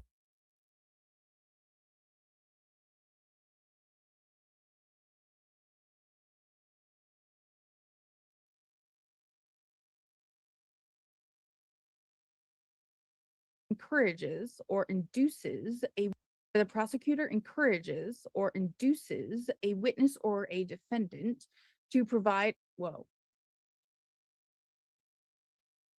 or a defendant. So this was I was gonna post like an intro video explaining my channel Midnight at the Mansion Ale, but I saw this and thought, let's get this out there. I don't know, maybe people have already run into this. It's from like a while ago, but I thought it was interesting. I don't even know who like runs this website. It's giglio-bradylist.com. This is fascinating. Yes. Brady List, the great seal of the state of Idaho. Idaho Brady List you could buy for $99. We're not gonna do that. Hang on. Who's that? Let's click. Clickaroo. Let's see what's here. I have already looked at this. So I don't know how comprehensive this is.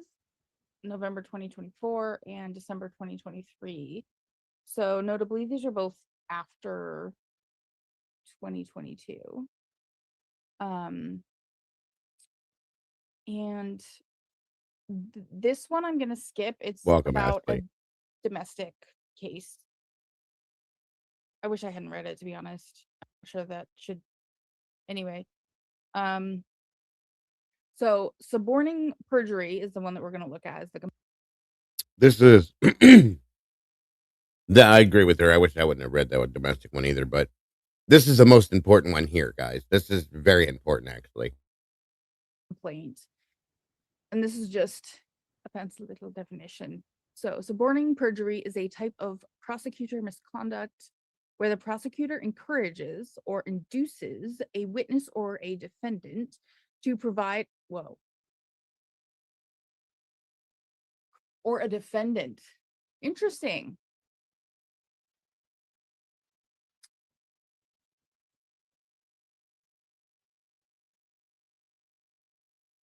Encourages or induces a witness or a defendant to provide false testimony under oath in a court of law. Gee, can you imagine Bill Thompson ever doing that? A witness or a defendant to provide false testimony encourages or induces. Gotta love it. Gotta love it. He would never do that now, would he? The prosecutor encourages or induces a witness or a defendant to provide false testimony under oath in a court of law. This type of misconduct undermines the integrity of the judicial system and can lead to the wrongful conviction of innocent people. So let's see what this complaint is from November 4th of 2024. And this again is, we went over this already.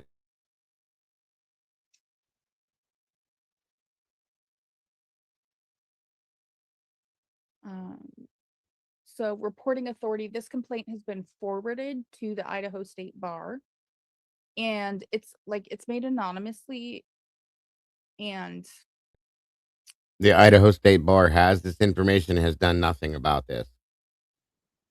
So this is just somebody making a statement. This is alleged. This is not a fact. This is what someone is reporting. Exactly my point, Sausage. And I was going to bring that up. So I was going to ask you guys, have we seen this type of a thing happen in Idaho before? Okay. Because this is from a different case, but Have we seen the prosecution basically? Let me and I'll refresh you guys here on a couple things, but basically, pushing a witness or a defendant to present false information in any way, shape, or form, or threatening a witness, possibly. Hey, Tiggle Biddy's in the house. Let me say it. Tiggle bitties. Good to see ya. Have we ever seen that happen in the Idaho court case, you guys? Ever? Any kind of like maybe sending federal agents to an expert witness's house and threatening her? Does anybody remember that at all? I'm doing great. Biddies. Do you guys remember Vargas? She came, she made testimony, and then not too long after that, the feds go to her house and basically threaten her, and she withdraws. Does anybody remember that at all? Yeah. She retracts her statements, whatever it was. But yeah, that's a Brady violation, guys.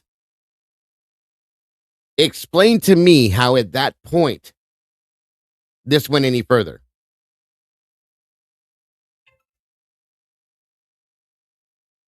Gabby Vargas was a DNA expert. She was brought in to testify to things. She came, she sat down on the stand, she made her testimony, whatever you want to call it, she deposed. Did what she did, she left, and then we found out within days of that, I believe, or a week maybe, that federal agents went to her house. We don't know the source of the conversation, but they threatened her, and she withdrew as a witness. Does anybody question that whatsoever? And if we all did, I know we did because we discussed it. So why the fuck was this a man allowed to continue on with what he was doing? Somebody tell me. I'm sorry, IGG expert. My apologies. I get it back screwed up sometimes. My apologies. Thank you, Moonflower.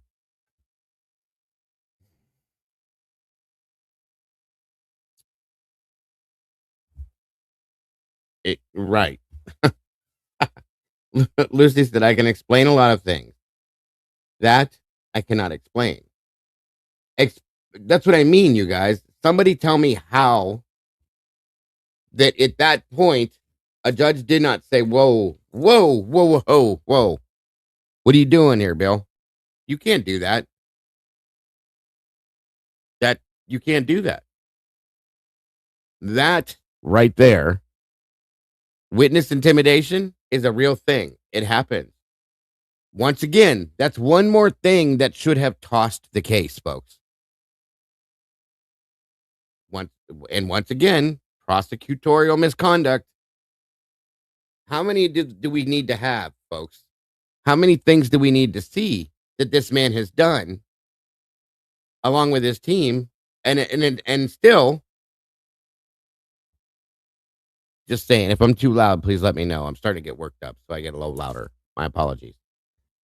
Thank you. Bingo. And it was very public. And you know what? He didn't give a fuck. He did not care because he knew he was going to get away with it. Why?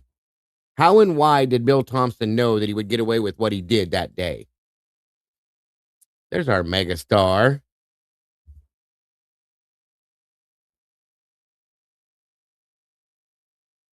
Yes. Very good point, too. It's not normal, folks. It's not normal. Not even close. Okay.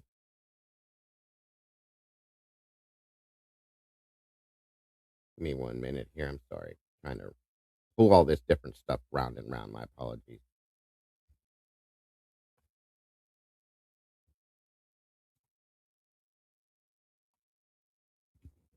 Come on now.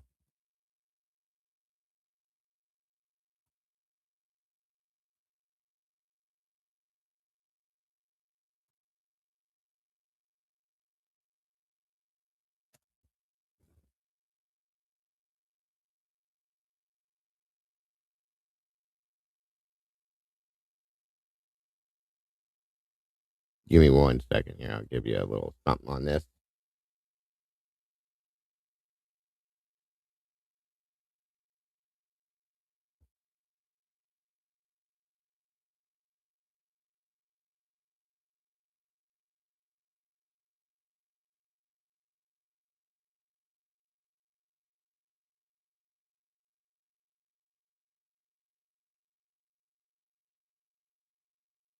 One second. Let me show you a little something on this, okay? I'll let somebody else explain it. That way you don't have to just take my word. And she puts it out there the right way, too, so.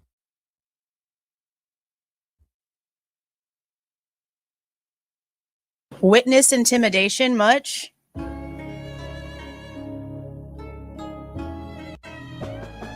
Waived his right to a speedy trial. Yes, waived his right to a speedy trial. The trial will not be starting on October the 2nd. A lot of people really thought it was not going to start in October. I kind of felt like it was going to be a possibility at least, because the defense and the state, when they were going back and forth with all of those dates for all of those schedules that we went over in my video about what happened on the hearing, there was like, what, 12 or more different things scheduled and set, and they weren't arguing about it. They seemed to very much agree, bing, bang, boom, yes, let's just get this done.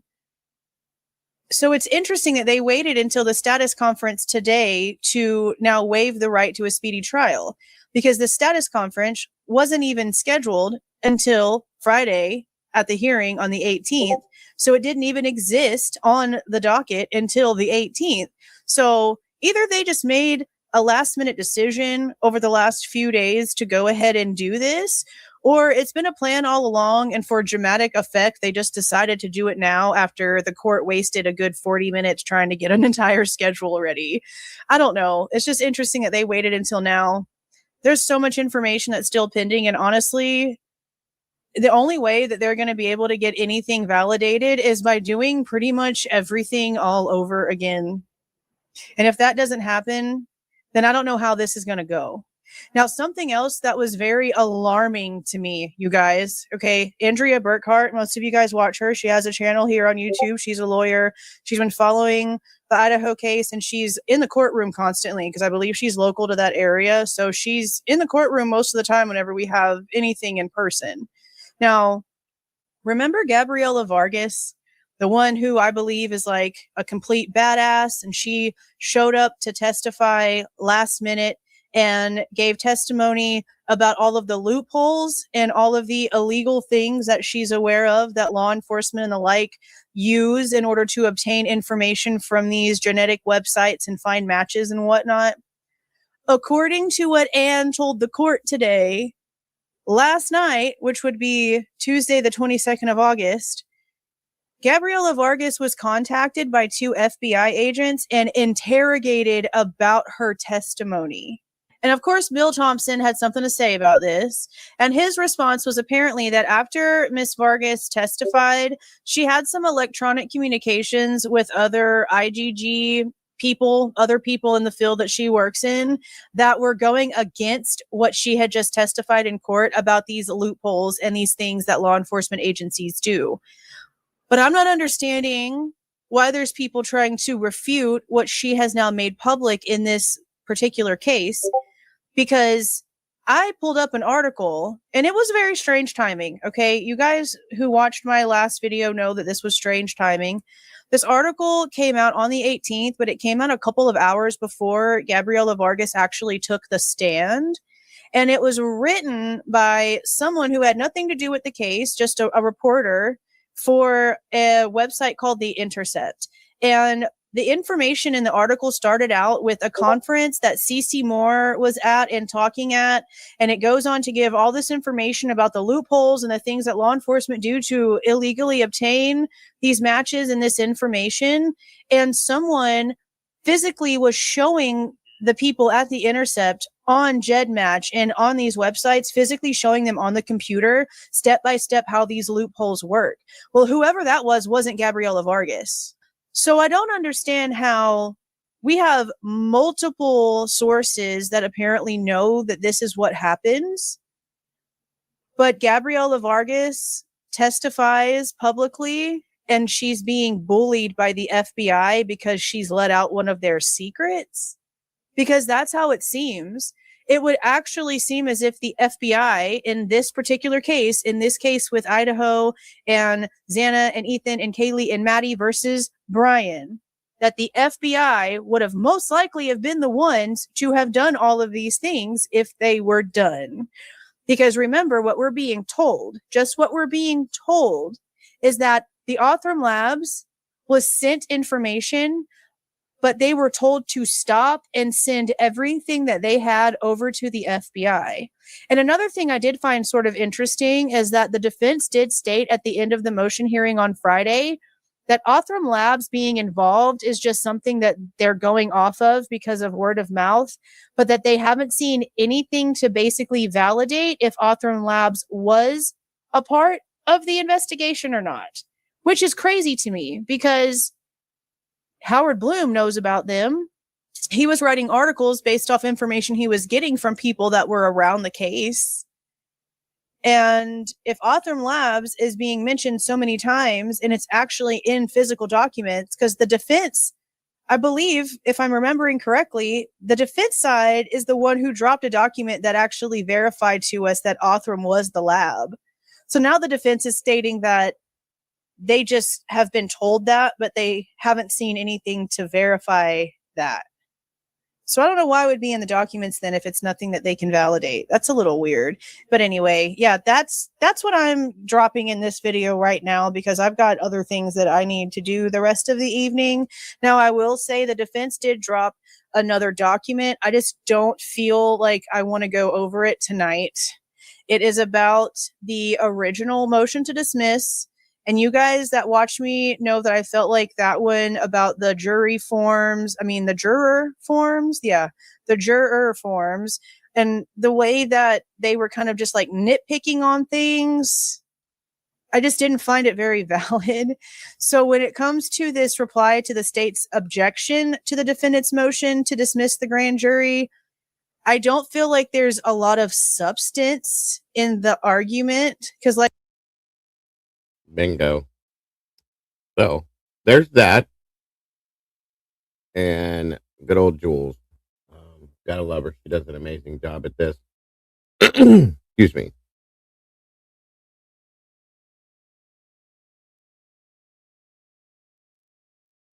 Where's it at? Here, give me 1 minute.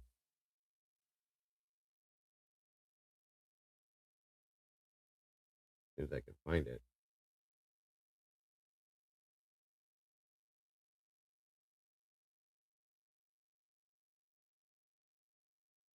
One minute.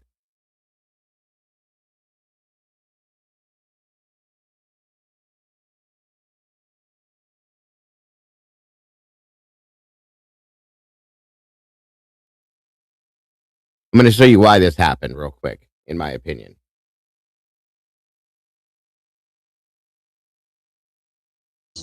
For it, you think you're doing the right thing, you want to help, and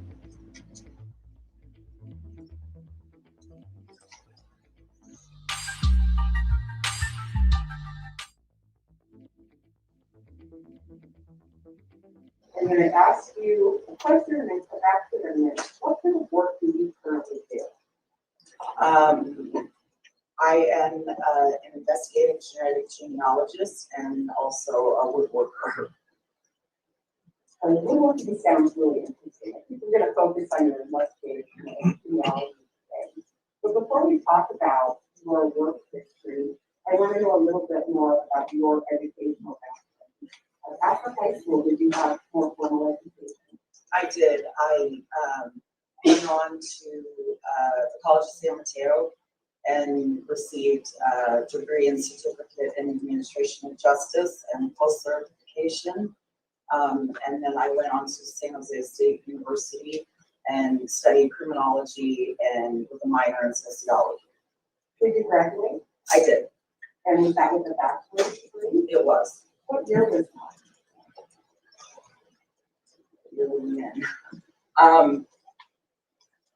I want to say, I 2010 maybe. Believe it or not, I don't remember. It's been a few years since you graduated. It's been 5 years. Did you take any courses in forensic genetics? At that time, this did not even exist. And the courses only have started to recently come out. There is no current standard of certification for the work of investigative genetic genealogy. Is that newer in your college education degree? Absolutely. This is a technique that only has come to light in the last 5 years. And now we're talking about the forensic investigative genetic genealogy. Yes. How did you get interested in it? I really had no knowledge of it when I got involved. I had some health issues that I was going through and needed genetic testing. Unfortunately, my insurance wouldn't cover it, so I took direct-to-consumer DNA test and used the results to upload to a medical site. In the process of that, I found out that my father was not my father, and I then went on a mission to figure out how to identify who my biological father was.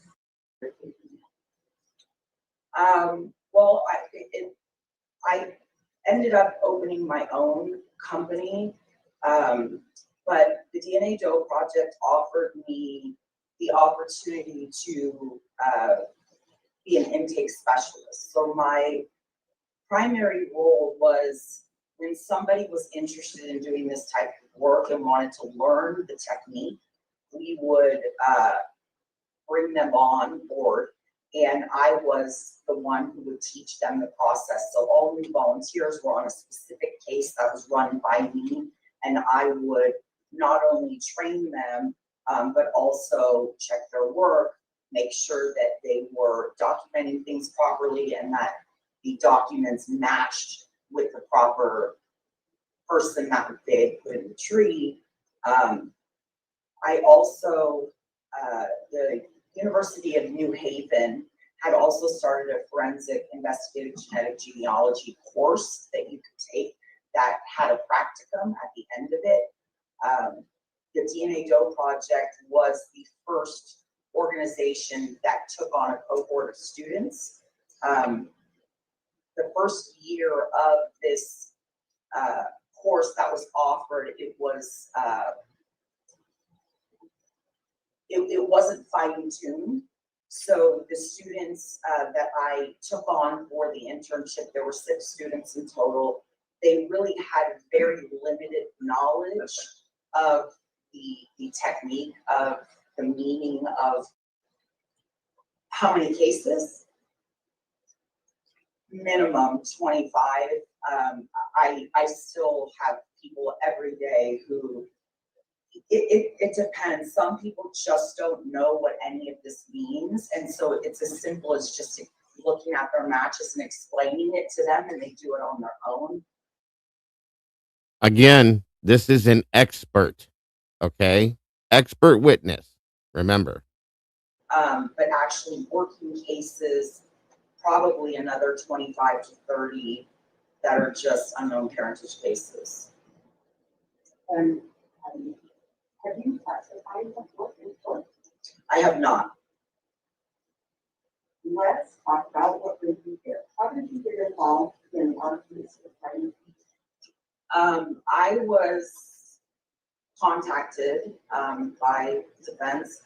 Well, I take that back. I was contacted by somebody in this field. I don't know if I can say who it was or if it's relevant. Asking if I would be willing to talk to the defense. And I agreed, and I had that, it was a Zoom call in which I was asked basically just to explain the process in which I go through from start to finish on a case. So what is, from when law enforcement contacts me to when I provide the investigative lead back to law enforcement, what is the process? And that was the extent of my involvement at the time. Ms. Vargas, what I want to do is I want to briefly run through what do you do when law enforcement calls you and you get. What's your first step? So it's a complex. It's very complex. Essentially, law enforcement will contact me and say they have a case that they are unable to solve, and they would like to, they like my services. I first evaluate what type of case is it, and are there any, what is the DNA that is involved? Do we have to extract the DNA? Have you already extracted the DNA? So there's a lot of preliminary questions.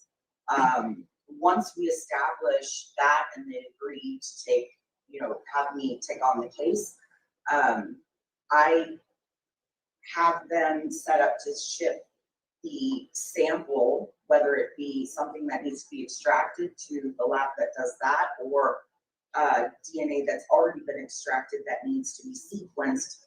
The law enforcement agency will then send that to a third-party forensic lab.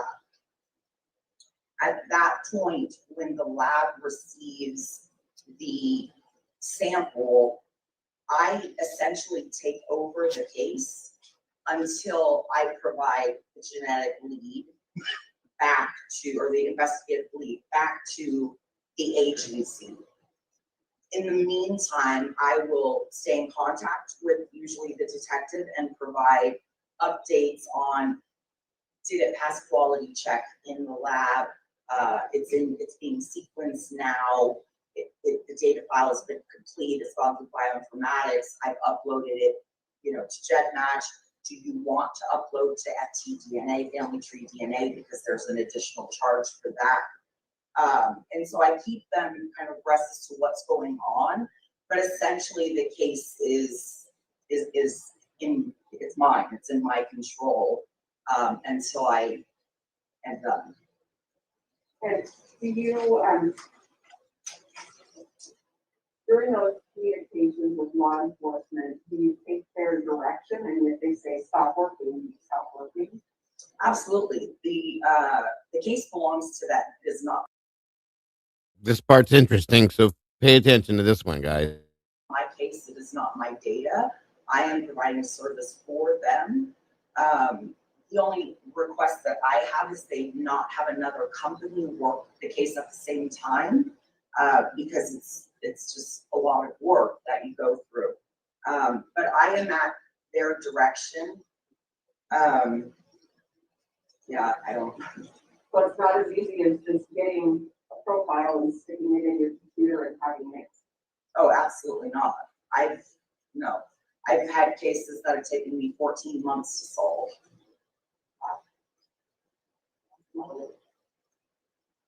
Why, you mentioned you use GEDmatch or family tree DNA, but there's an extra fee involved in that. Can you explain that a little more? So there's there's many direct-to-consumer databases: Ancestry, 23andMe, MyHeritage, Family Tree DNA, all of which you can order from the company a DNA test, spit in the tube, and send it off back to the company. Ancestry and 23andMe allow you to download your data and upload free to these other sites as a normal consumer. Law enforcement cases, however, are only permitted to be uploaded into Family Tree DNA and to GEDmatch for a fee. GEDmatch, however, is not a direct-to-consumer testing site. It is only a database where people take their test results from the company in which they tested and upload this site to the site to get more matches, essentially, or higher, closer relatives, higher matches. Does law enforcement have access to all of the If properly uploaded, there's a fee that you must pay. You must upload through a separate database than the one in which consumers upload through. You must pay a fee, and you, depending on the case, may be limited on the matches that you are able to see.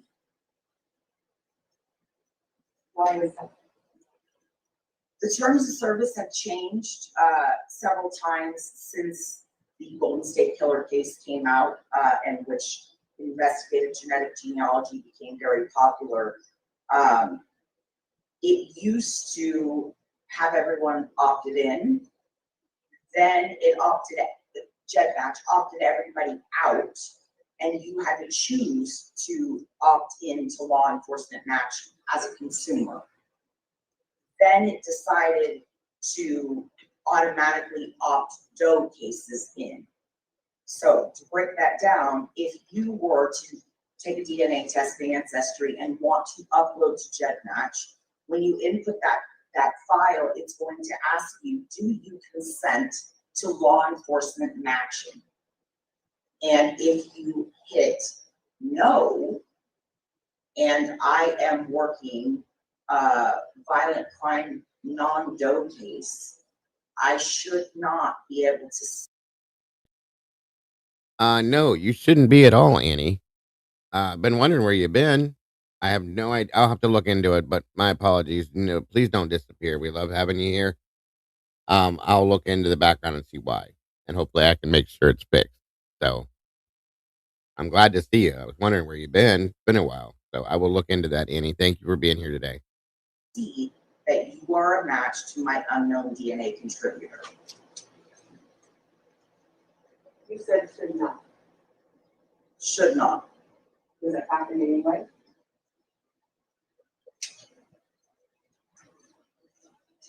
It does. It has. And is that because there's a problem with GEDmatch? It's just if you upload it and all of a sudden these things that shouldn't happen did?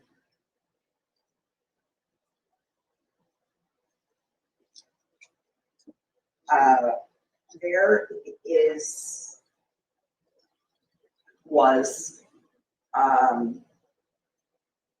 there are a lot of tools that are available in GEDmatch.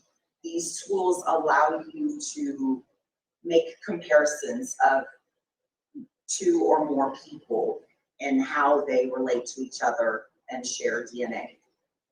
One of these tools allows you to compare many matches, not only against your DNA profile that you're working, but also against all of their matches to see if their matches match each other.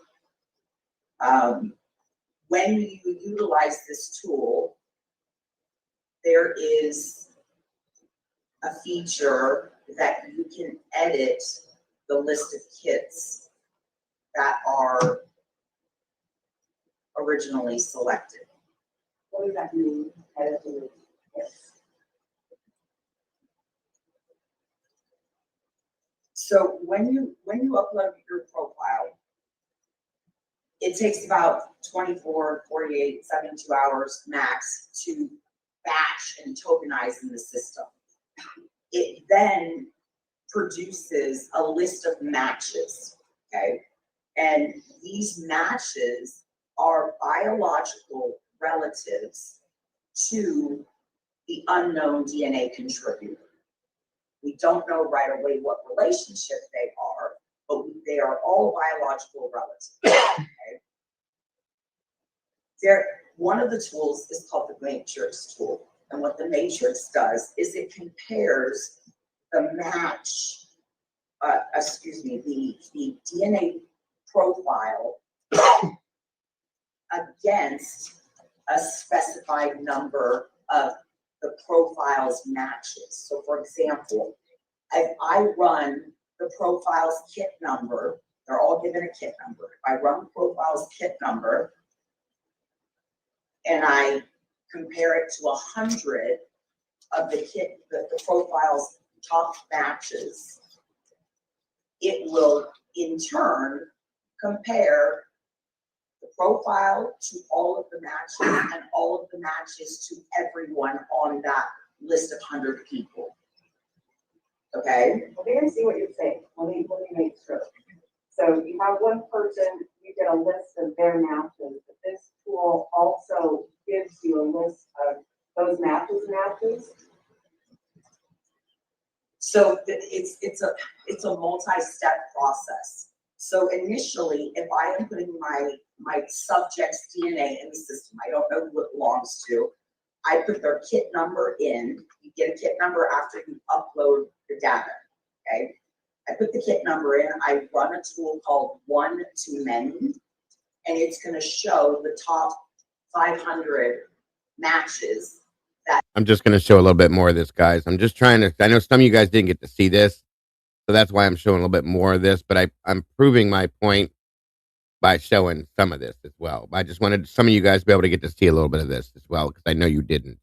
This subject has. I then would go to utilize the manipulation tool, the loophole. You would then go click the top match and run their matches. So the top match of your subject's top match, you would run their matches, okay? Once you run their matches, there is a tool that allows you to edit that list of matches. So we're looking at the matches of the subject's top relative, not the subject's matches, right? When you edit the kit list, if you put the subject's kit number into this tool that you're going to now analyze, these matches, it tricks the system and allows you to see matches that you wouldn't have seen when you ran your initial match list. And those can include people that did not agree with law enforcement to see their DNA. Those matches that are revealed are only matches that have been opted out. And that is only the ones that are supposed to be. They're only the ones. If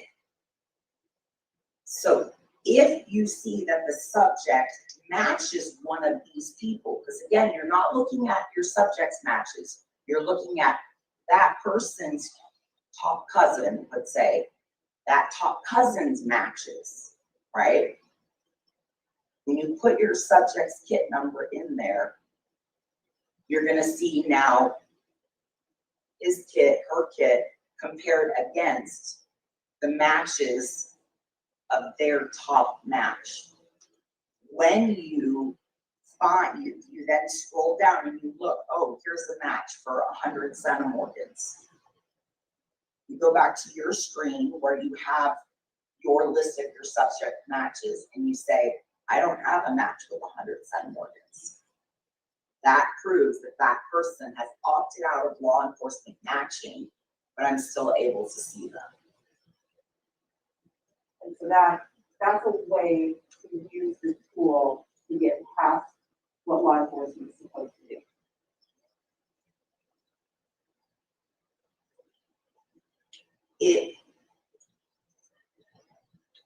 I struggle with this. I'm sorry. It is a tool that is provided in the database that essentially allows you to see things that you're not supposed to see. And as a result of seeing those things, you're then using that match to find who, to identify your subject. So you're violating the terms of service by seeing these matches. This is in general. This is in gen match. How about family tree DNA? That's the other law enforcement There's there's two things that I'm aware of in family tree DNA. One is not paying to upload.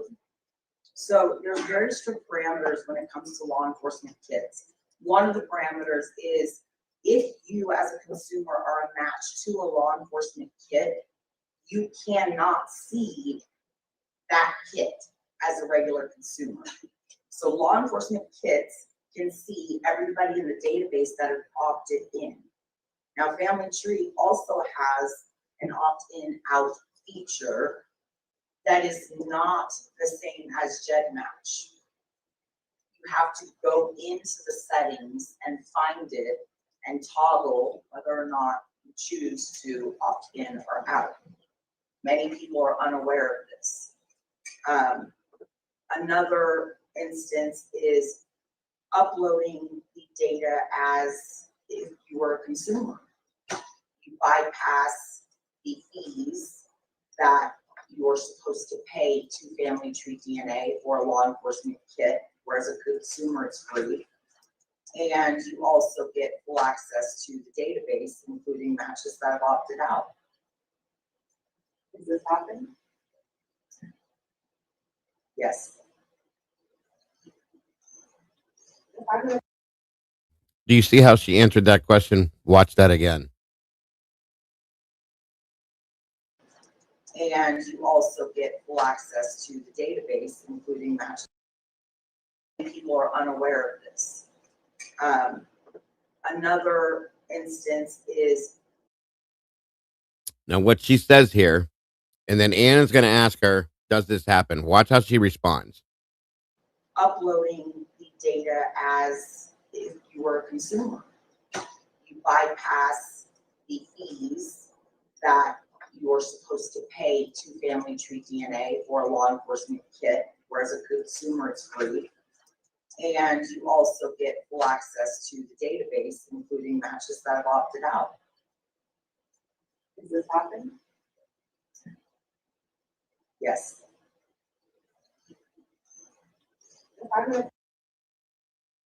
Did you see her face? So basically, she just told their secret right there. Okay? That they can go in as a consumer, bypass everything, so on and so forth. Guess who does that, folks? Think about it.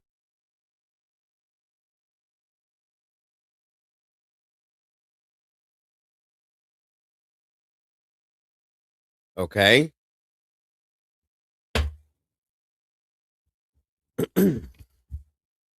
Yeah, she's not law enforcement. She's just an expert. She did this on her own. It's private. Okay? So on and so forth. But she just told a secret. So then next thing you know, and you guys can go, anybody that wants to go watch the rest of that, you're welcome to do that. Not right this moment, but next thing you know, Mr. Thompson sends the FBI to her house to have a conversation with her. Gee, I wonder why. Isn't that, what's that called again? We just saw it.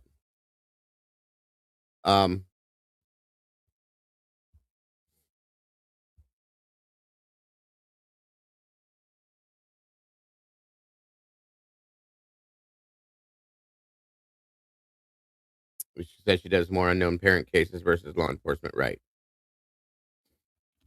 So this was a problem.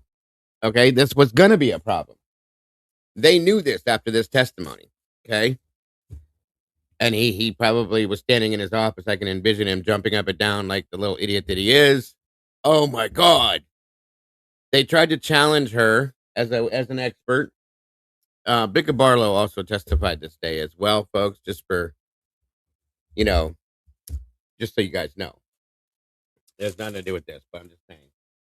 He testified this day as well. So, in turn, within a period of time after this testimony, the FBI shows up at her house and basically intimidates her because,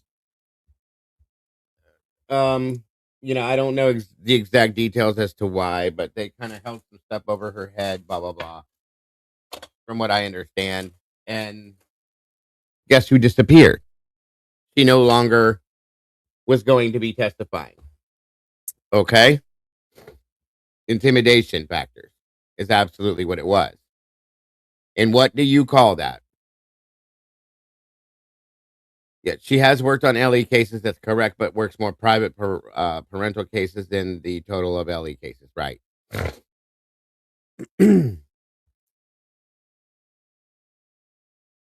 that's what the thing is she can trick the system when it's for her privately, but when LE does it, she shouldn't be doing this 100%. So, yeah, she did an interview with Lana too. That's true. So, her testimony in a case that not setting a precedent for using this DNA would have been detrimental to the narrative 100%, in my opinion. Yes. Thank you. So again, this is exactly what he's been found guilty of in the past. The man is corrupt. Okay? Corrupt as all hell. Here's one more option. This is a big one. I wanted to point this one out because it is a big one, in my opinion. Okay? It's probably this is huge to me. Okay? And it was very conveniently and quickly forgot about. Very much so. Not by all of us. Guys, I'm sorry. I'm losing my mind.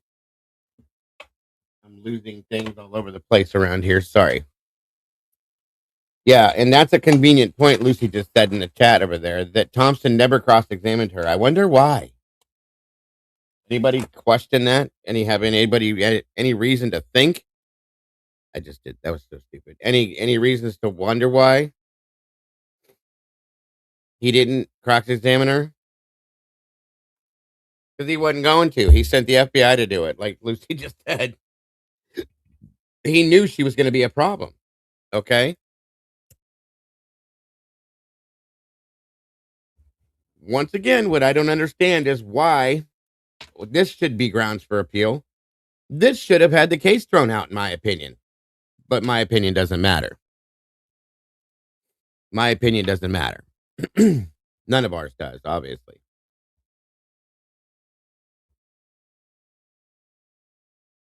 Yeah. Yeah, which is true. The transcripts from the Franks hearing is very important in relation to this now, too. So,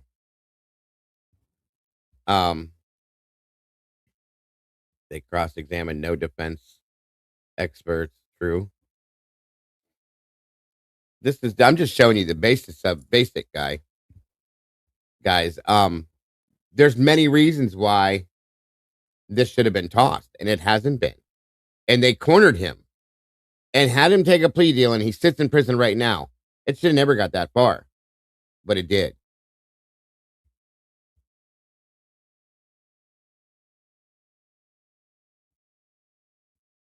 Sausage says, the case should be thrown out when your prosecutor includes the testimony of a material witness that he knows is full of lies. Good point. Good point. How many things did he do, in your opinion, you guys, that was misconduct on the prosecution's side of things?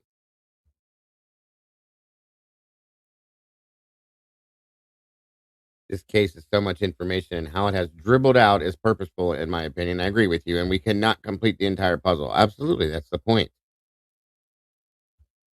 So how many things have you guys seen now, not just from me today, but just in general, that has proven Bill Thompson's misconduct, Ashley Jennings' misconduct? I'm going to tell you, I truly believe that Ashley Jennings lied under oath to the judge, to his face.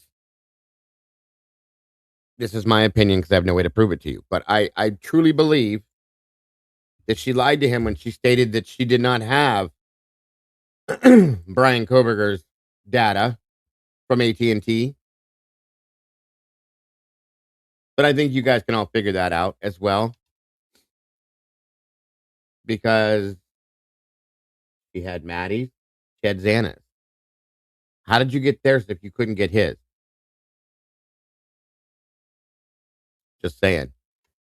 One more version of misconduct coming from the prosecution. Lying under oath. I guess suppressing evidence. I think that would be registered or considered that. Just saying.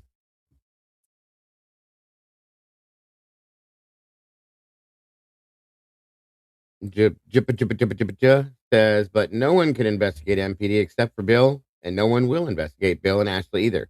That's a problem. That's the problem, in my opinion, JP.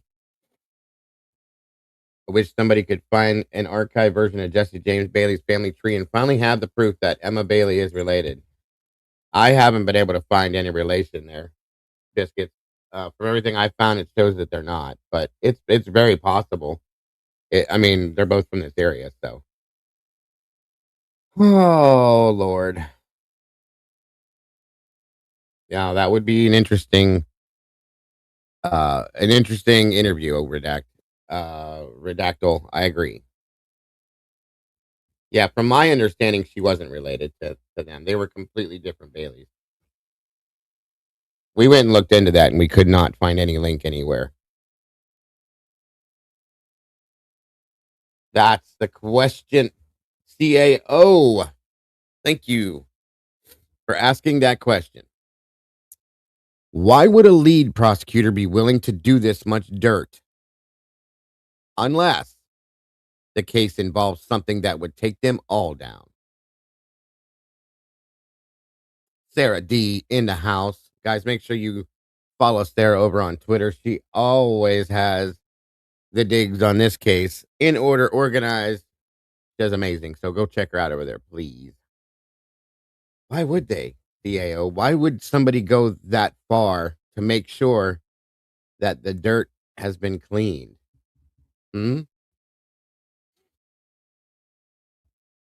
Anybody? It's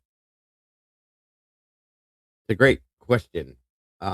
It's the question, in my opinion. So we now know that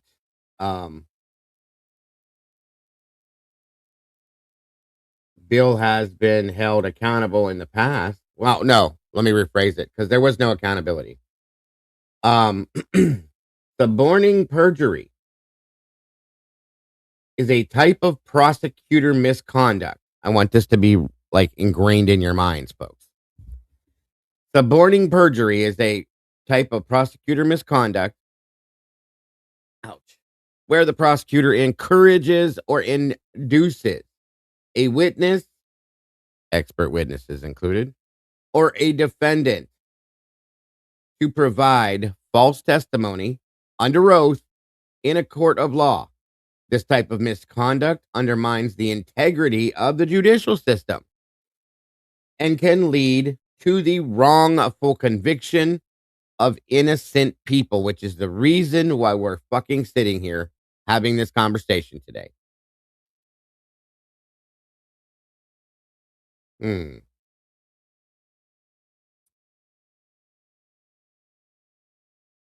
Attorney misconduct, bias, coercive plea bargaining. Does that sound familiar? Destruction of evidence, extrajudicial administrative sanctions, failure to disclose. Remember this. Failure to disclose Brady Giglio material and or violations. Ineffective assistance of counsel. Judicial proceedings. Obstruction of justice. Overcharging. Suborning perjury and whistleblower. Okay, hear this one out. Because this could be probable as well as absolute. Okay? Because that's exactly what I see Gabriela Vargas as a whistleblower in some aspect, okay? Just like Cy Ray. Whistleblower retaliation is the last thing on this list. And it blows my mind because Gabriela Vargas would have been considered, in my opinion, a whistleblower because she was going to and or did tell us what exactly happened. Well, hello, Miss Jessica. How are you? I mean, hello. I need a sound for that. I don't know what she's known for. The only thing I can think of is when he does that whole thing that he does. Yeah. Whatever that is. I just give myself Hi, everybody. broken neck. I've been listening to you and I'm like, oh my God, I want to say this. I want to say that. Come on. You know. I forgot about the whole Elizabeth Vargas Gabriella. Elizabeth was Gabriella. the Yeah, detective. she's Gabriella. Sorry, I knew that. This is why I was heading, like today. I said I was going a little different direction than you because I was going to point this out and a couple other things that he did, but There's so much. Like we need to tag Right. team this. Like I'm creating Yeah. a list of all the things that were not Lots. followed properly or illegal, corrupt. Oh my God. So many, and that's the thing, Kim, that pisses me off so bad is there's so many things, and here we sit still with a man sitting in prison that was forced into taking a plea deal for something he didn't do. Yeah. How does that make any sense to the world? In the world's eyes, it all to me.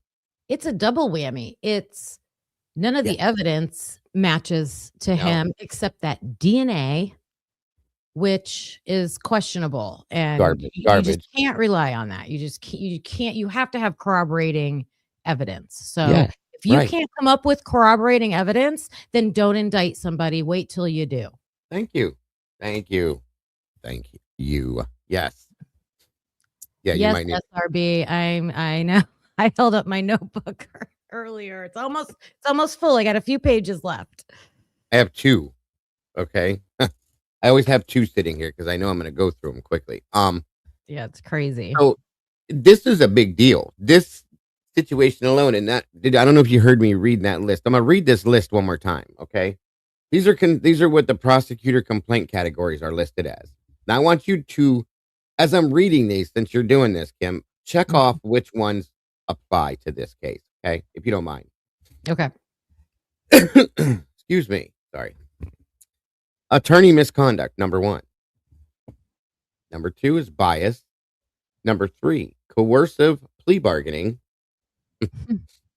Cooperative misconduct, which means, for those of you that don't get that, is when you have multiple people dealing in a situation that are cooperating together with each other to be involved in misconduct. There you go. Destruction of evidence. Extrajudicial administrative sanctions. Failure to disclose a Brady Giglio material stand and or violations. Okay. Ineffective assistance of counsel. Judicial proceedings. Obstruction of justice. Here's another one, in my opinion. Overcharging. I definitely feel that happened here, and we see that happen a lot. And a suborning perjury, which is what Bill was accused of, and in my opinion did. And of course, the last but not least, the whistleblower retaliation. Wow. So I'm looking at my side of this saying all of the above. The only one I'm somewhat questioning may be the extrajudicial administrative sanctions. But even at that, you know what I mean? I still think it's all of the above. Yeah. How can a prosecutor be ineffective assistance of counsel though? They can promote it. Oh, creating it. Yeah. Oh, okay. And I believe the judge did. Truly. Oh my gosh. Yeah. So, I mean, in a sense, it doesn't have to pertain specifically to the prosecutor, but these things all pertain to this case for sure, but most of them to the prosecution, in my opinion. Yeah. I feel like what happened though is he knows this. I mean, he's a lawyer. Like he knows the consequences for doing these things. And yes, they do it, but know how to cover it up, or they toe the line. So I can make it like, for instance, with the Brady stuff, not turning over evidence. You know, what did we hear them say? Well, we can't give you what we don't have. So they're just not getting it. That's why there's late reports. They didn't want those. They know if I get the report, I have to immediately turn it over. So don't write the report, you know? don't find the video, don't know Right. where the video is, like bury it Absolutely. somewhere, or just hold on to that FBI, don't give it to us. FBI's got it, we don't have it. Right. Right.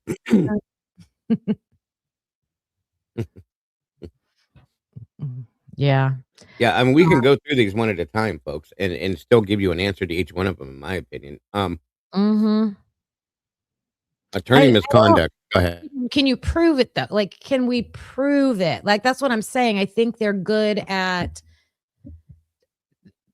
having a defense for it, being able to defend against it with an excuse or a way. I mean, I think some of the things are just blatantly like spread out in front of us, but nobody's going to listen to anything we say. Can they be proven by the defense? I'm sure, but they didn't give her a chance, obviously, because one of the things would have been Cy Ray, that whole situation with Cy, when he was sitting there on Zoom, ready to tell the world what he was explaining in the document, and they just absolutely, completely denied him that ability.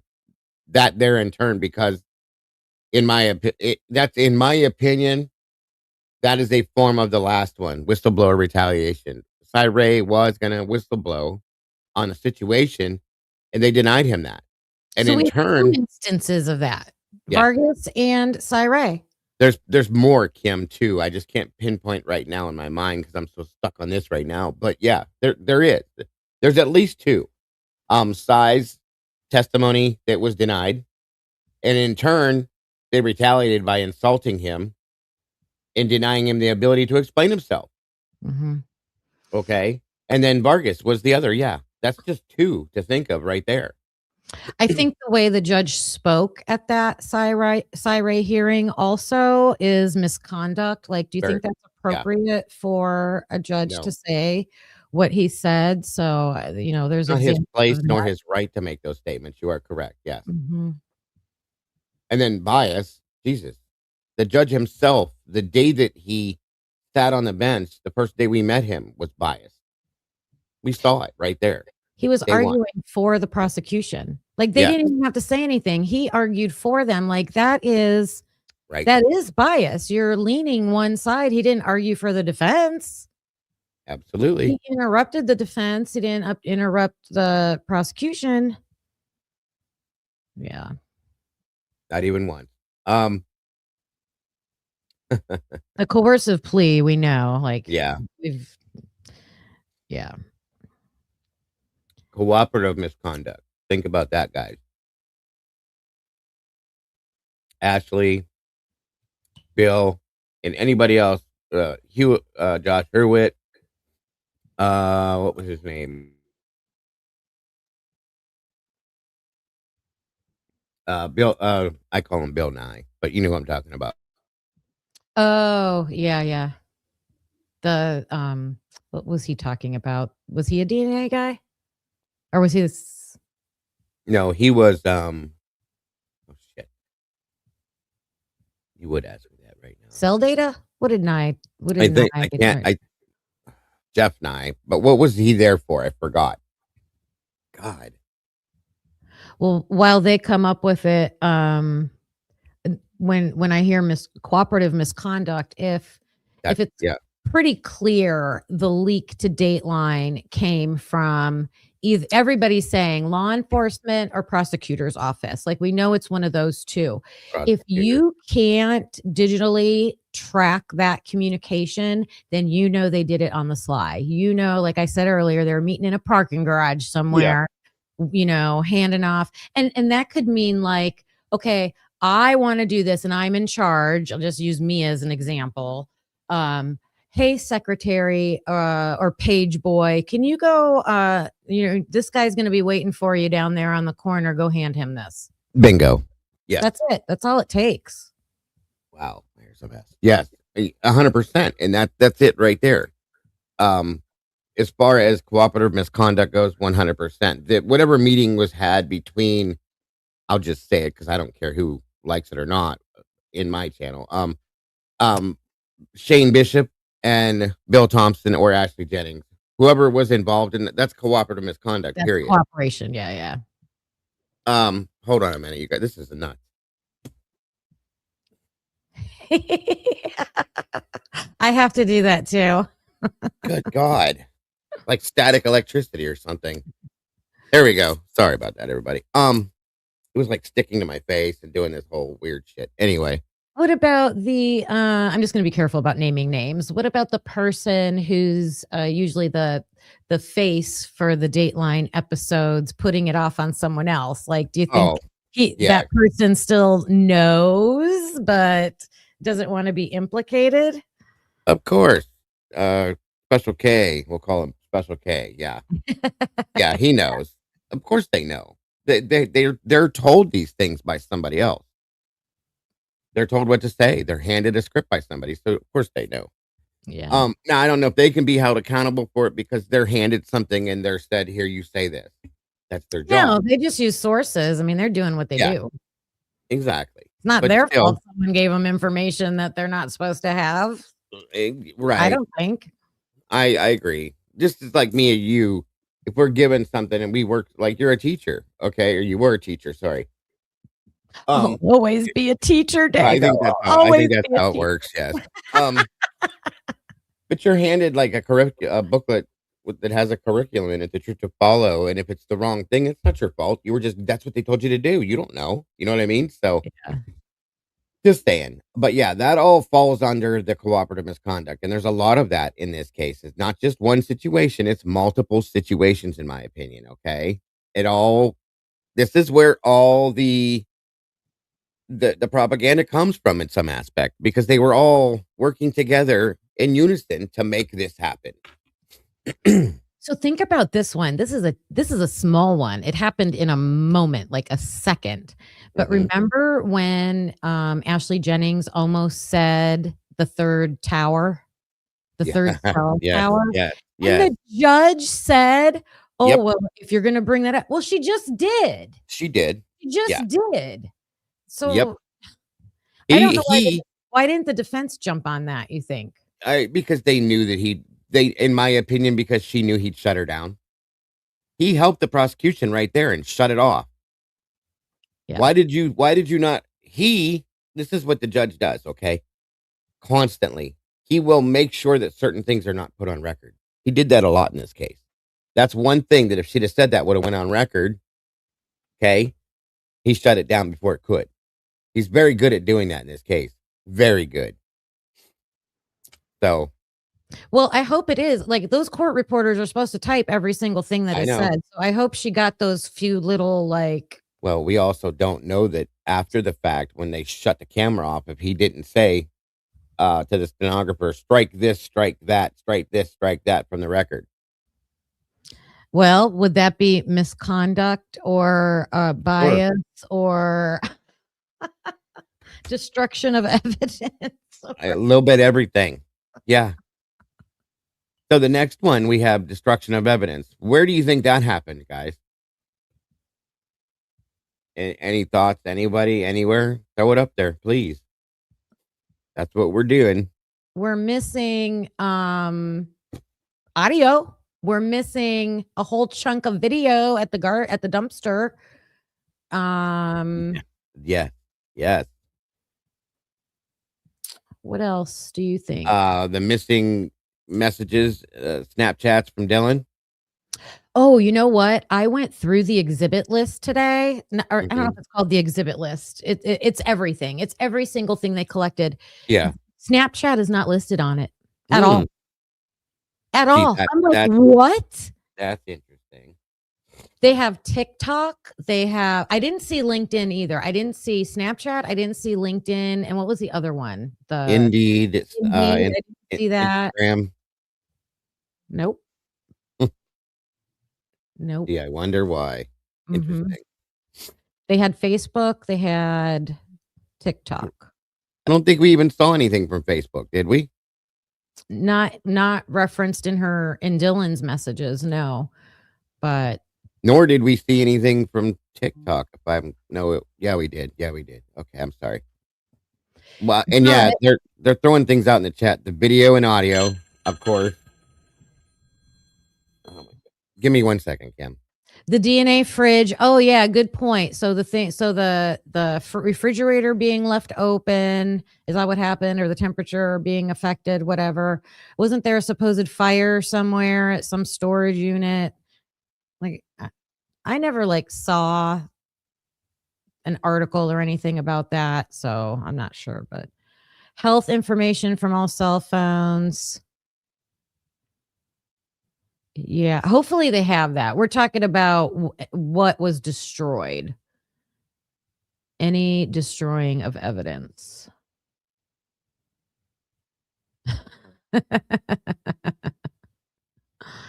What else? Oh, how about law enforcement tromping through the house unnecessarily before the crime scene technicians show up? Would that be potentially like messing up any prints that might be in the house? They were running their hands up and down the railing. Walking on the shoe prints outside. You guys, I saw this TikTok and the girl was trying to, like, she was her point was that the footprints were there before the night of the crime, but she was showing a picture of, like, I don't know if it was Dylan and Bethany in dresses outside. I'm like, that really looks photoshopped. I don't think they were standing out there like that, but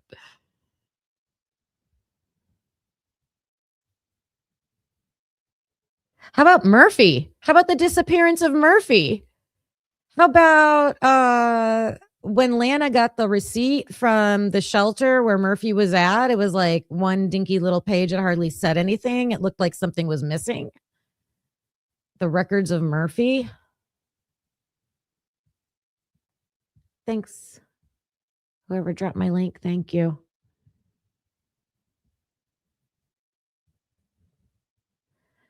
Yeah, keeping the coroner out, doing things in there. I'm trying to think what else. Murphy. So destroying evidence. What else? The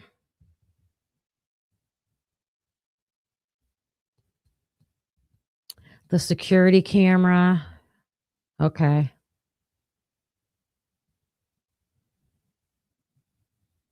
I'm reading your comments.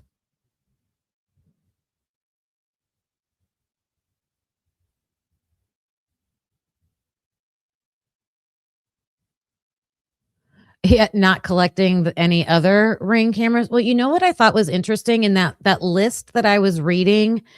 It's like a list of all the evidence is what it is. They had, like, it's redacted some of the stuff, but so I could see where they had the Linda Lane camera footage. It also said photos from Linda Lane. It said King Road videos with an S on one line. And then I think there were two other places where it said King Road video. And I'm like, whoa, what? Is that like three separate videos from King Road? Where are those? Where are those?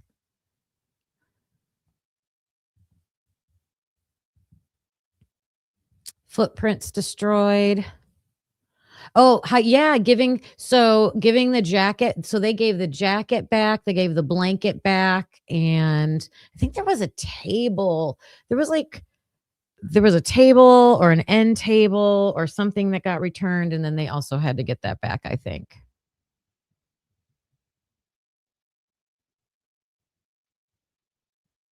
King Road was separated into 5-minute sections, but it didn't have that many listed.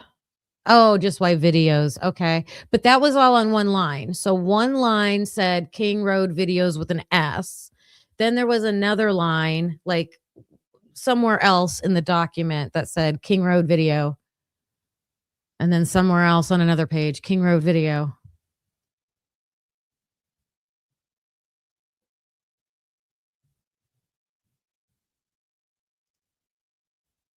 They destroyed the house. That's like the biggest one of all. They destroyed the house.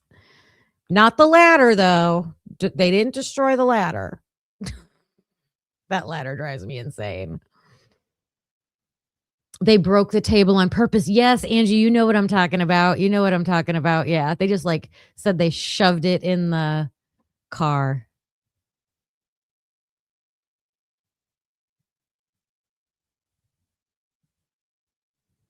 Yeah. Like that's what I mean with this, with all of this talking about all these reasons that due process wasn't allowed. All these things I think affect due process mostly, and that's a constitutional right. You have the 14th Amendment constitutional right to due process. So I think they have a good shot at that. And again, like I said earlier, I think that the best that would happen is go to trial. I don't know. That would be the best thing to happen. Sorry about that. That was unless they boss lady. Yeah, unless they get a smoking gun that's like, Well, that's unless they get that data they need and Brian really was at Wawa Way Park and they prove that beyond a shadow of a doubt, then he'll get out. But yeah, other than that, I don't know. there was many things that they did that you could be questioned if they could find the truth behind what they did, such as not letting the coroner in, as SRB just said, purposely withholding the coroner from the scene to allow the prosecutor to go in my opinion. They did that. They allowed people to stomp all over the crime scene for what? Okay. I think that all falls under the veil of destruction of evidence in some aspects. Okay. That's what we were focused. We talked about that the whole time you were gone. Like Yeah. all the things I like, could hear you "Oh, guys in my other ear. Yeah. Right. yeah, Yeah, there's a Murphy." lot. They destroyed the house. I heard that talked about. That very well could fall under that veil as well, because there could have been how much evidence within that house. If I was a jury member, I think we talked about this 2 years ago. If I was a jury member, one of the first things I would say is I want to go to the house. That's me as a person. I want to stand in that house and I want to hear what I hear from the different rooms. I want to know what the sound is, and then you're going to tell me that they didn't hear this? You're full of it. Could you imagine if you were a jury member and you got to go stand in Dylan's room and see the distance to Xana's room, and that she's right underneath Maddie, right?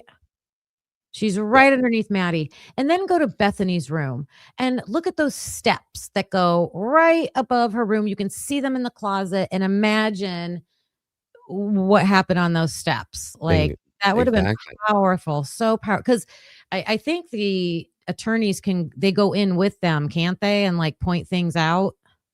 Yeah, of course. And not to mention, go into Bethany's bedroom and then have people go upstairs to the dining room, the kitchen area, and move around, run around. What do you hear? Yeah. Okay. And then that's a big one that was put in here. Gail just dropped. When Payne renumbered everything, you're going to tell me that that's not evidence tampering? Why did he do that? Somebody tell me a good reason why he did that. Nobody can. When he did what? When he renumbered everything, remember? That's another. What is that? Tampering? Well, I don't know if that's destruction of evidence, I'm going to guess. Misconduct, maybe? Like, are you allowed to in some aspect, yeah. Yeah, is that your job to do, Mr. Police Officer? No. What about remember when we looked at the photos, Kim? All of the swab boxes we saw laying there that were misdated and all that shit? Yeah. Why? Why did that happen? And left in the house overnight. Or for like 48 hours or something. It was more than one day. It was like 3 or 4 days, I think. Yeah. Yeah. I could be wrong on that part, but I was pretty sure it was a couple days. But yeah, all of this, folks, all of this falls under the veil of that, okay? And we haven't even moved on from destruction of evidence at that point yet. And there's still this is the one I'm not sure about. Oh my God. I'm looking. Is it one on the list? I just can't talk today because I'm all worked up now. Extrajudicial administrative sanctions. That's the one I'm not sure about where we would find faults there. Okay, but still. I'm taking that as some like they had already been in trouble for something, like they got sanctioned.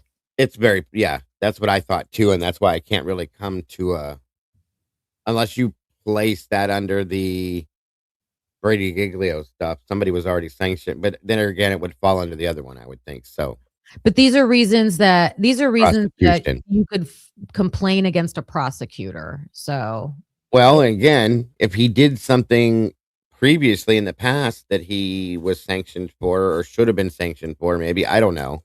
that's what I mean. Or how about like you were saying earlier, before I got up here, all the people involved in this case that could possibly be on a Brady list.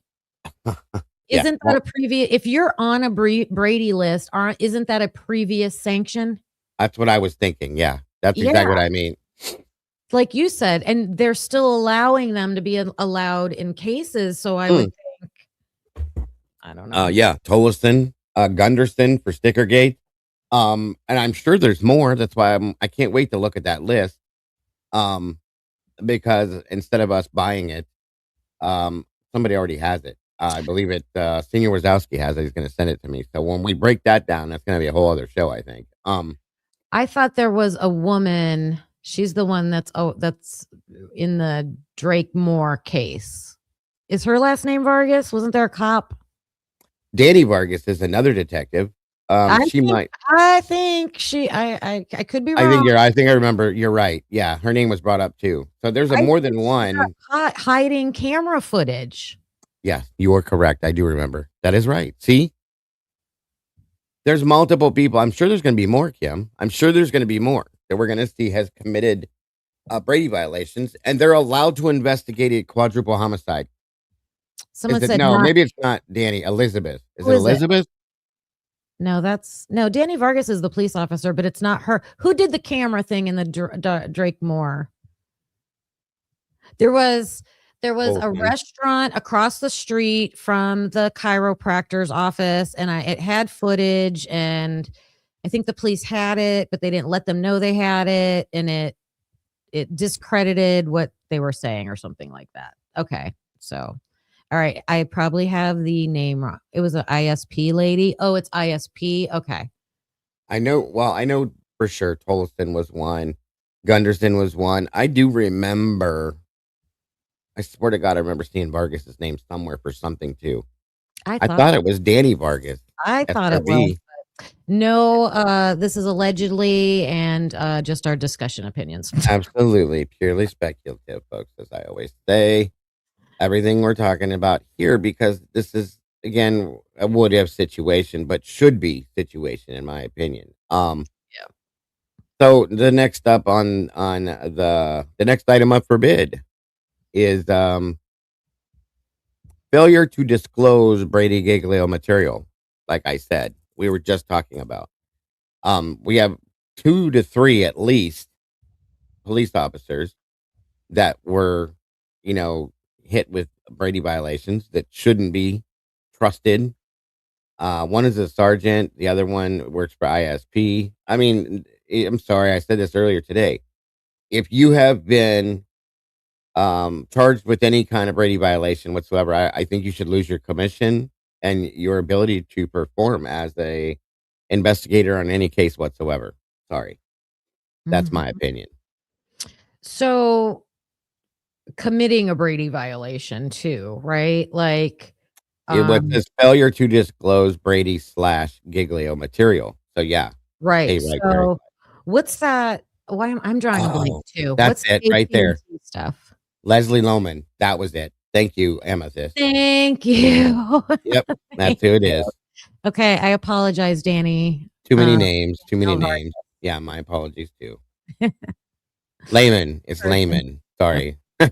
Sorry. Layman. I'm not good with pronouncing names sometimes. So yeah, they definitely did not disclose any Brady Giglio stuff in the beginning. They knew it in the beginning, but they just allowed it to be. What's the data that Cyray wanted, that the timing advance? The AT&T timing advance data, yeah. So that can be if they had stuff from like maybe different time periods or whatever that he wanted and didn't turn it over. Mm-hmm. What else? They're still pulling names. um,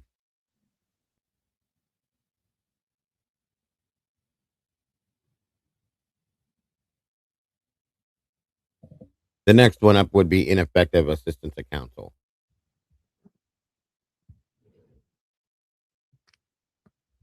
Well, I think they created that because how was she going to defend him? She couldn't. They made sure of that. Yeah, they absolutely had Brian's timing advance data. Because they had Lana, or Jesus, not Lana, Xana and Maddie's. So if they had those two, they had to have his. You know what I mean?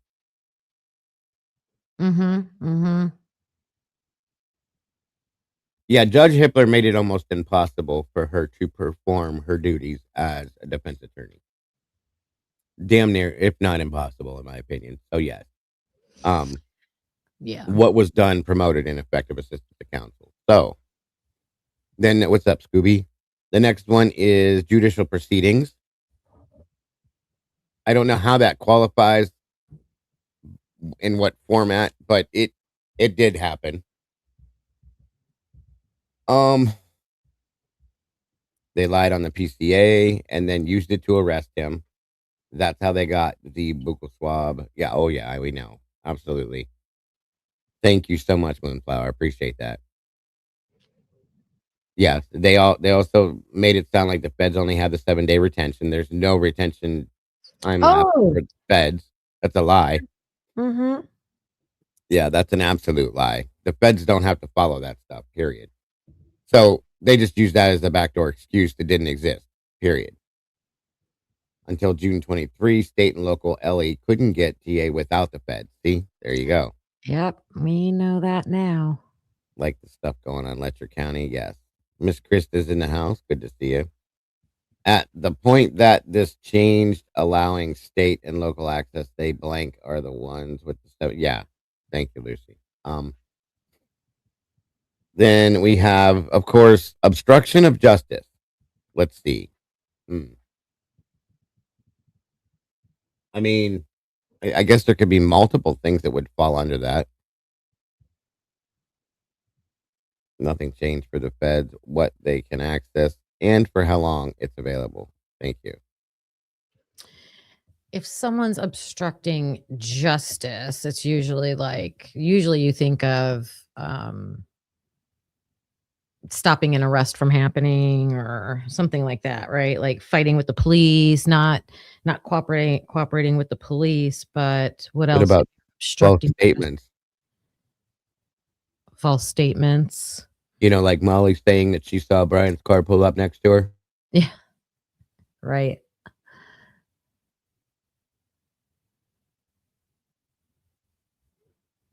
I'm trying to think. What about obstructing justice by using these secret ways with the DNA and the timing advance? So there's 2 ways. Yeah. Yeah, definitely. Denying the Franks hearing. See, that's another convoluted situation because he's the one that would have heard the Franks hearing. So either way, like he could have allowed it and then he would still be the one to rule on it and be like, no. So he just saved everybody, a few hours of whatever they were going to do and just said, no, you can't have it. But I think that's worse. That probably wasn't. Do you think that was a great decision by him? Because I think not allowing it looks worse than allowing it and saying no. What do you think? You know what I mean? Yeah. By not allowing it, it's like you're not allowing that process. Right. No, that makes sense. Yeah. I agree. Hiding exculpatory evidence. Yeah. Who knows what else is out there? I was thinking, like, what if they collected camera footage further outside the other way on the outskirts of town towards Wawaway Park from Sure. businesses. And then they never let it be known, right? Mm-mm, mm-mm. Like obstruction right there got Molly to change her story. That's obstruction of justice. You're messing with the integrity of a case. These guys are on fire over in the chat today. I know, you guys are awesome. Yeah, the didn't ex- 911 call sounds suspicious. Like, is that the And- true order of events on that 911 call? That would be, oh my God, that could fall under multiple things here, I would guess. And the prosecution used all this. They Mhm. used all this. So how many things have we come up with already, you guys? There's one of these, in my opinion, just one is enough. And here we sit. Brian still sits in prison.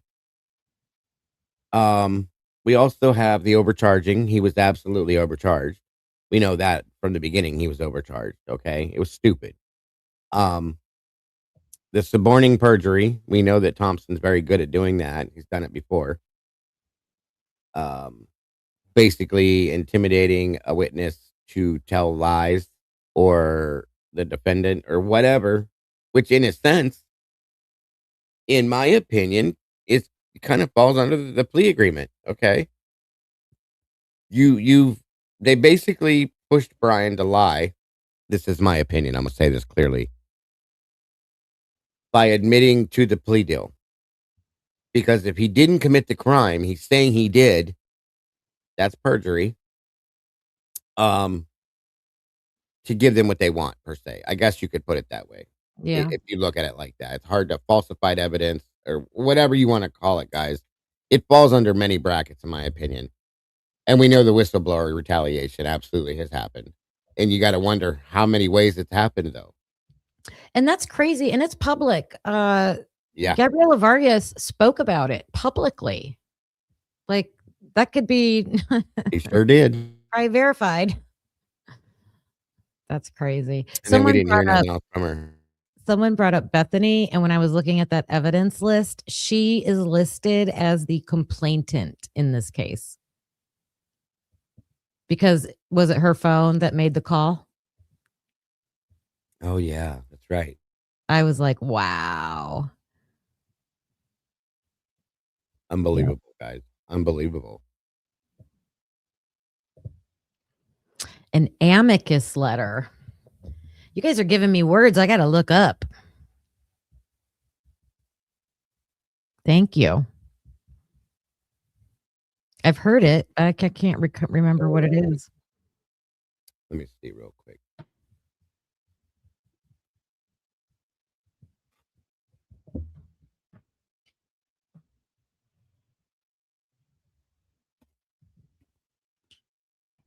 Are you looking that up? Yeah, yes. Amethyst says 60 items from the miscellaneous self-authentication items never had authentication certificates turned in. Oh my gosh. Are you serious? Wow. Wow. Wow. That's a good one, Amethyst Noir. Thank you. It is. Thank you, Tomboy, for that super chat. Forget about it. Very much appreciated, dear. Amicus brief. Yes, I have that right here. Let us explain it then. Excuse me. As an attorney, Ruth Bader Ginsburg was known for writing an artful amicus brief. Her submissions are credited for helping inform and influence the U.S. Supreme Court to rule women could be called upon to pay alimony, serve on juries, and couldn't be forced to take unpaid maternity leave. While she didn't argue these separate cases orally before the court, her concise, organized, well-researched, and persuasive amicus briefs are noted for their impact. And amicus curiae, I'm not saying that right, curiae, I think, as they are often called in legal circles, is Latin for friend of the court.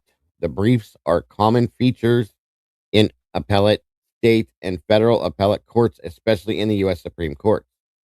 The rules of the Supreme Court regarding the amicus brief state that it should offer the court relevant matter not already brought to its attention by the involved parties. So in a sense, it's a letter that presents new evidence to a case. That's how I'm taking it. And we've already spoken about, yes, that's absolutely something that needs to be done. And if they can pull that up and provide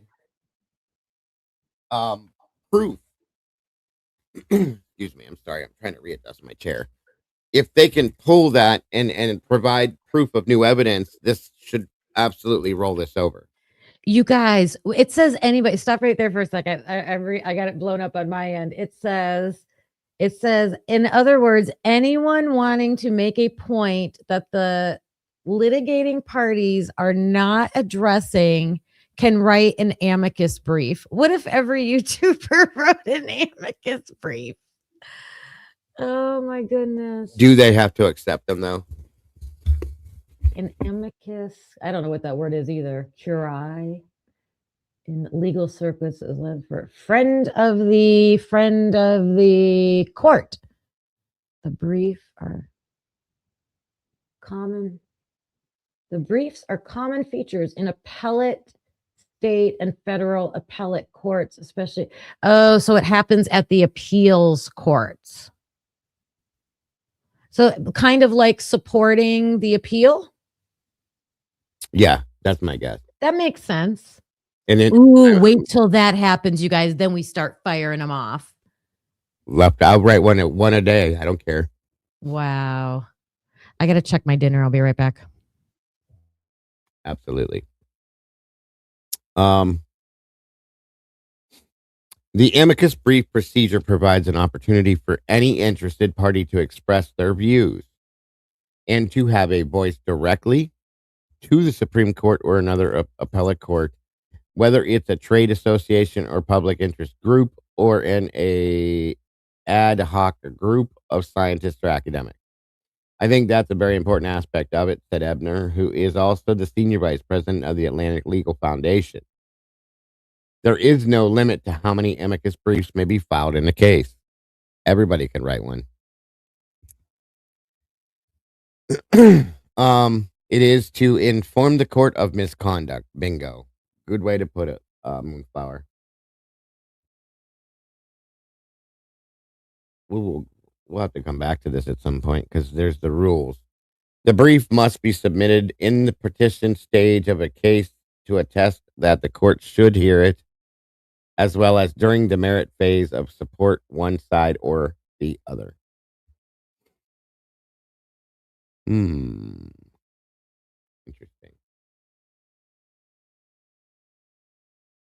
Very interesting. We will definitely go back to that at some point. So we've hit every category on this complaint list. Okay. Every single category. And I'm not sure of one of them, but I think everything else, yes, we've covered them all. There's, and like I said, compelling evidence, compelling, yes, examples, I should say. There's compelling examples that, we think just, us over here looking at it. I mean, it's right in front of our faces, though. How could nobody else see it, Mm-hmm. If we're able to pull things that fast and say this, that, this, and that, you don't see that? That's not a problem. I want to hear how they get around all this. Well, it doesn't really stand if you... shut up. I'm just tired of the way that the excuses they make. These things can and should be seen, period. There's too many of them. If there was one, two, maybe, sure, yeah. Okay. There's tons of them, you guys.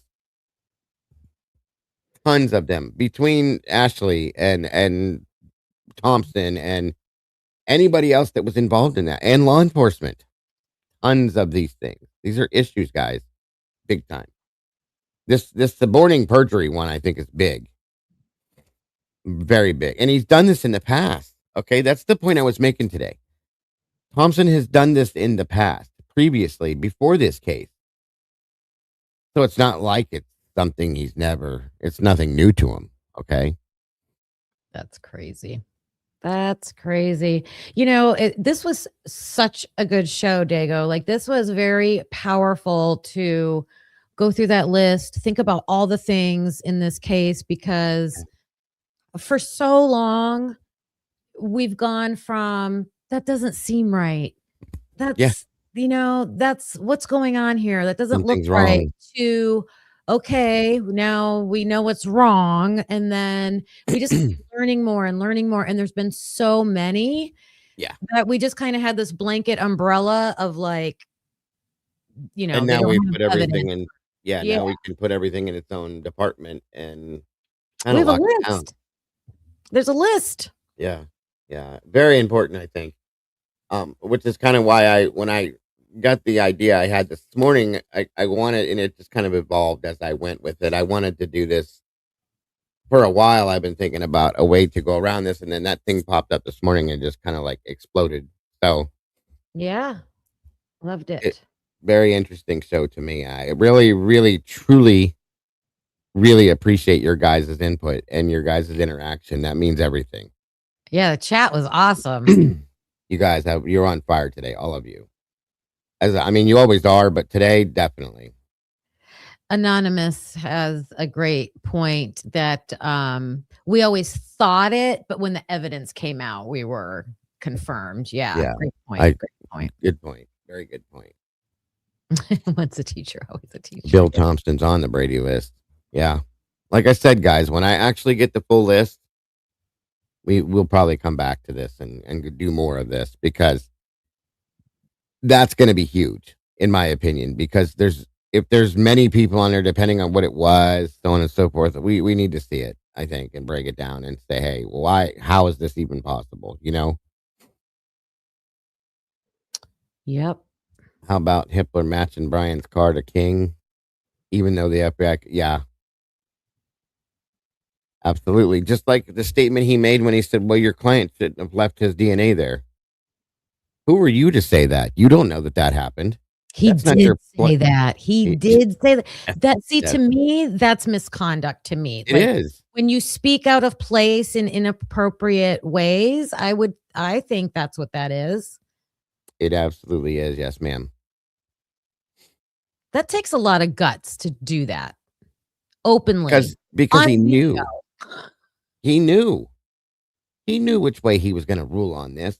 He knew what he was going to say from the beginning. When the first day we saw him, and I don't want to say that I'm happy to be here. Then don't be here. Okay.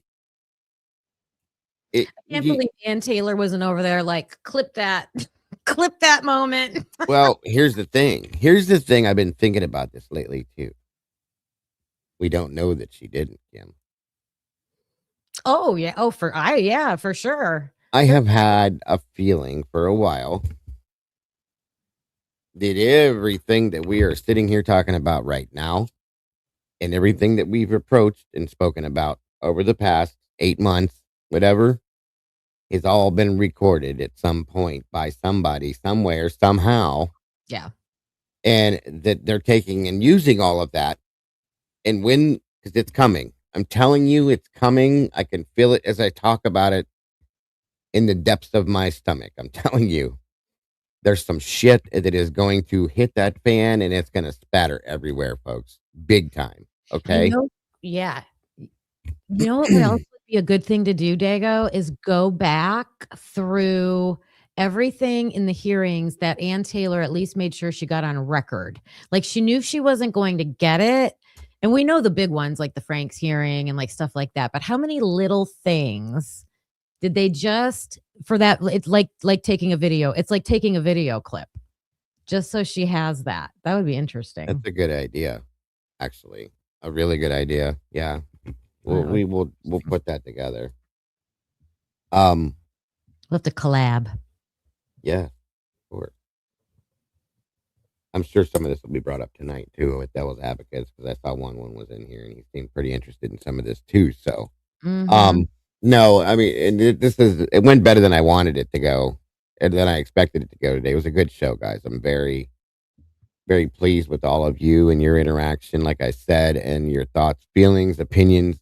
You guys rock. I'm telling you. You guys are just as important and involved in making this happen with what we do as all the creators that do this are. Just so you guys know that.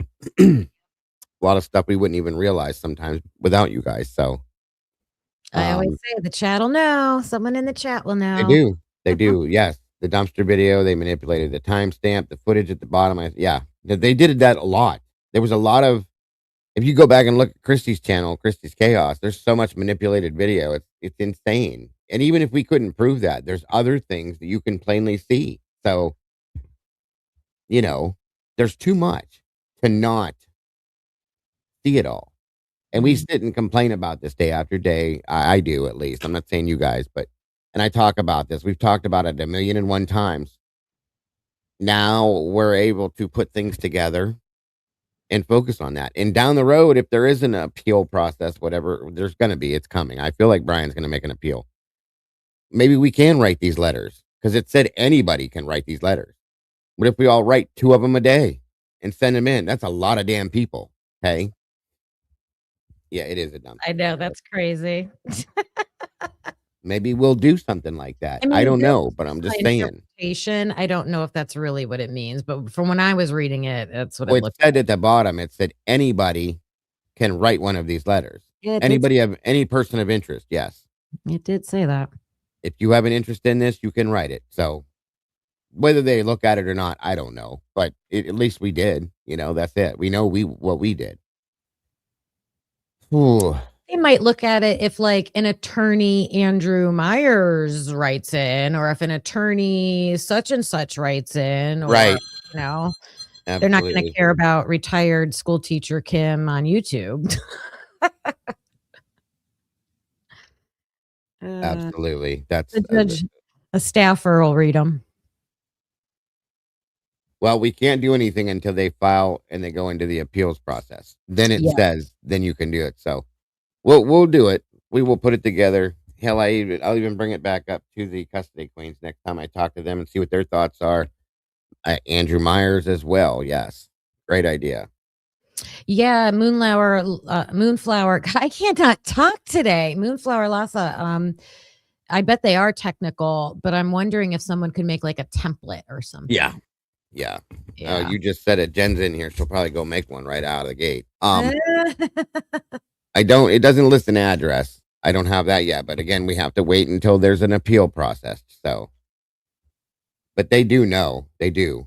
What if WSU finds out that the female investigator that the G family hired is the lady in Arkansas that got the firing letter? Oh, I don't know. You have to tell me what the firing letter is. Are you talking about when Brian was terminated? I'm a little lost on that one, Lucy. Yeah, I don't know. Are you talking about Gigi? I am gonna have to hop down. We're done. We're done anyway for the day. We've been here 3.5 hours. So the WSU firing letter. Okay, I got you. Interesting. Gotcha. That's an interesting point, Lucy. Thank you. Interesting. There's a lot to this, guys. So anyway, great show. Seriously, great show. Thank you all so much for being here, for being so interactive. Kim, thank you for joining me. We're gonna do it again. There's more. Welcome. Definitely. When I get the rest of this from Senor, I'm gonna look at that, break that down. We'll come back in. We should have more of these I call them technical shows, where we talk about more of the technical aspect to this, the legal side to things and all that kind of stuff. I got to reach out to Mr. Myers and see if he'll join me, and we'll get into another conversation. Maybe the two of us can have him join us together and go over this stuff. Yeah, I would love that. So that sounds like a plan to me. Yep. Thank you, Miss Kim, for being here as always. And thanks for having me on your show as well. Appreciate you very much. Awesome show, Dago. Awesome chat. Love you guys. I'll see you later. I'm going to go have dinner. Yes, ma'am. Enjoy it. Bye. Thank you again. And everybody in the chat, thank you guys as always for doing what you do, for being who you are, and for being here with us at the cafe. We appreciate you so very much. Thank you to my moderators for being the amazing peeps that you are. wouldn't nor shouldn't ever try and do this without you guys, because you guys rock and roll. Love to all of you so very much. Guys, don't forget to tune in tonight, 9 p.m. Eastern Standard Time, over at Devil's Advocates for the Crimes After Dark episodes with myself, Miss Logan from Bronx Tales True Crime, Robin 11, and Mr. Lee himself. Guys, I always look forward to that and to seeing you guys there. So I can't wait for that. So make sure you guys tune in for that one. If we can drop that link again for anybody. That's true. Good point, Tomboy. They can write letters for sure. So we will definitely get into that one. I hope you guys enjoyed the show. Please make sure to hit the like button on your way out the door, if you will. Anybody that chose to support us, whether it be Venmo, PayPal, Cash App, the Amazon wish list, or any of that kind of stuff, the super chats. I think we got hit one of our goals today, or one out of our goal today. Thank you very much for that. Thank you for the gifted memberships there, Miss Luther 75. Always so gracious and generous. Thank you so very much for that. God, I'm sick of that. Anyway, nothing but love to each and every one of you. I appreciate you all so very much for joining me today. Hopefully I will see you guys tonight again over at Devil's Advocates with Bronx Tales True Crime, as we break down and discuss these crazy cases that we cover. Love to you all, and I'll see you all very soon. Bye-bye, guys. Have a great night.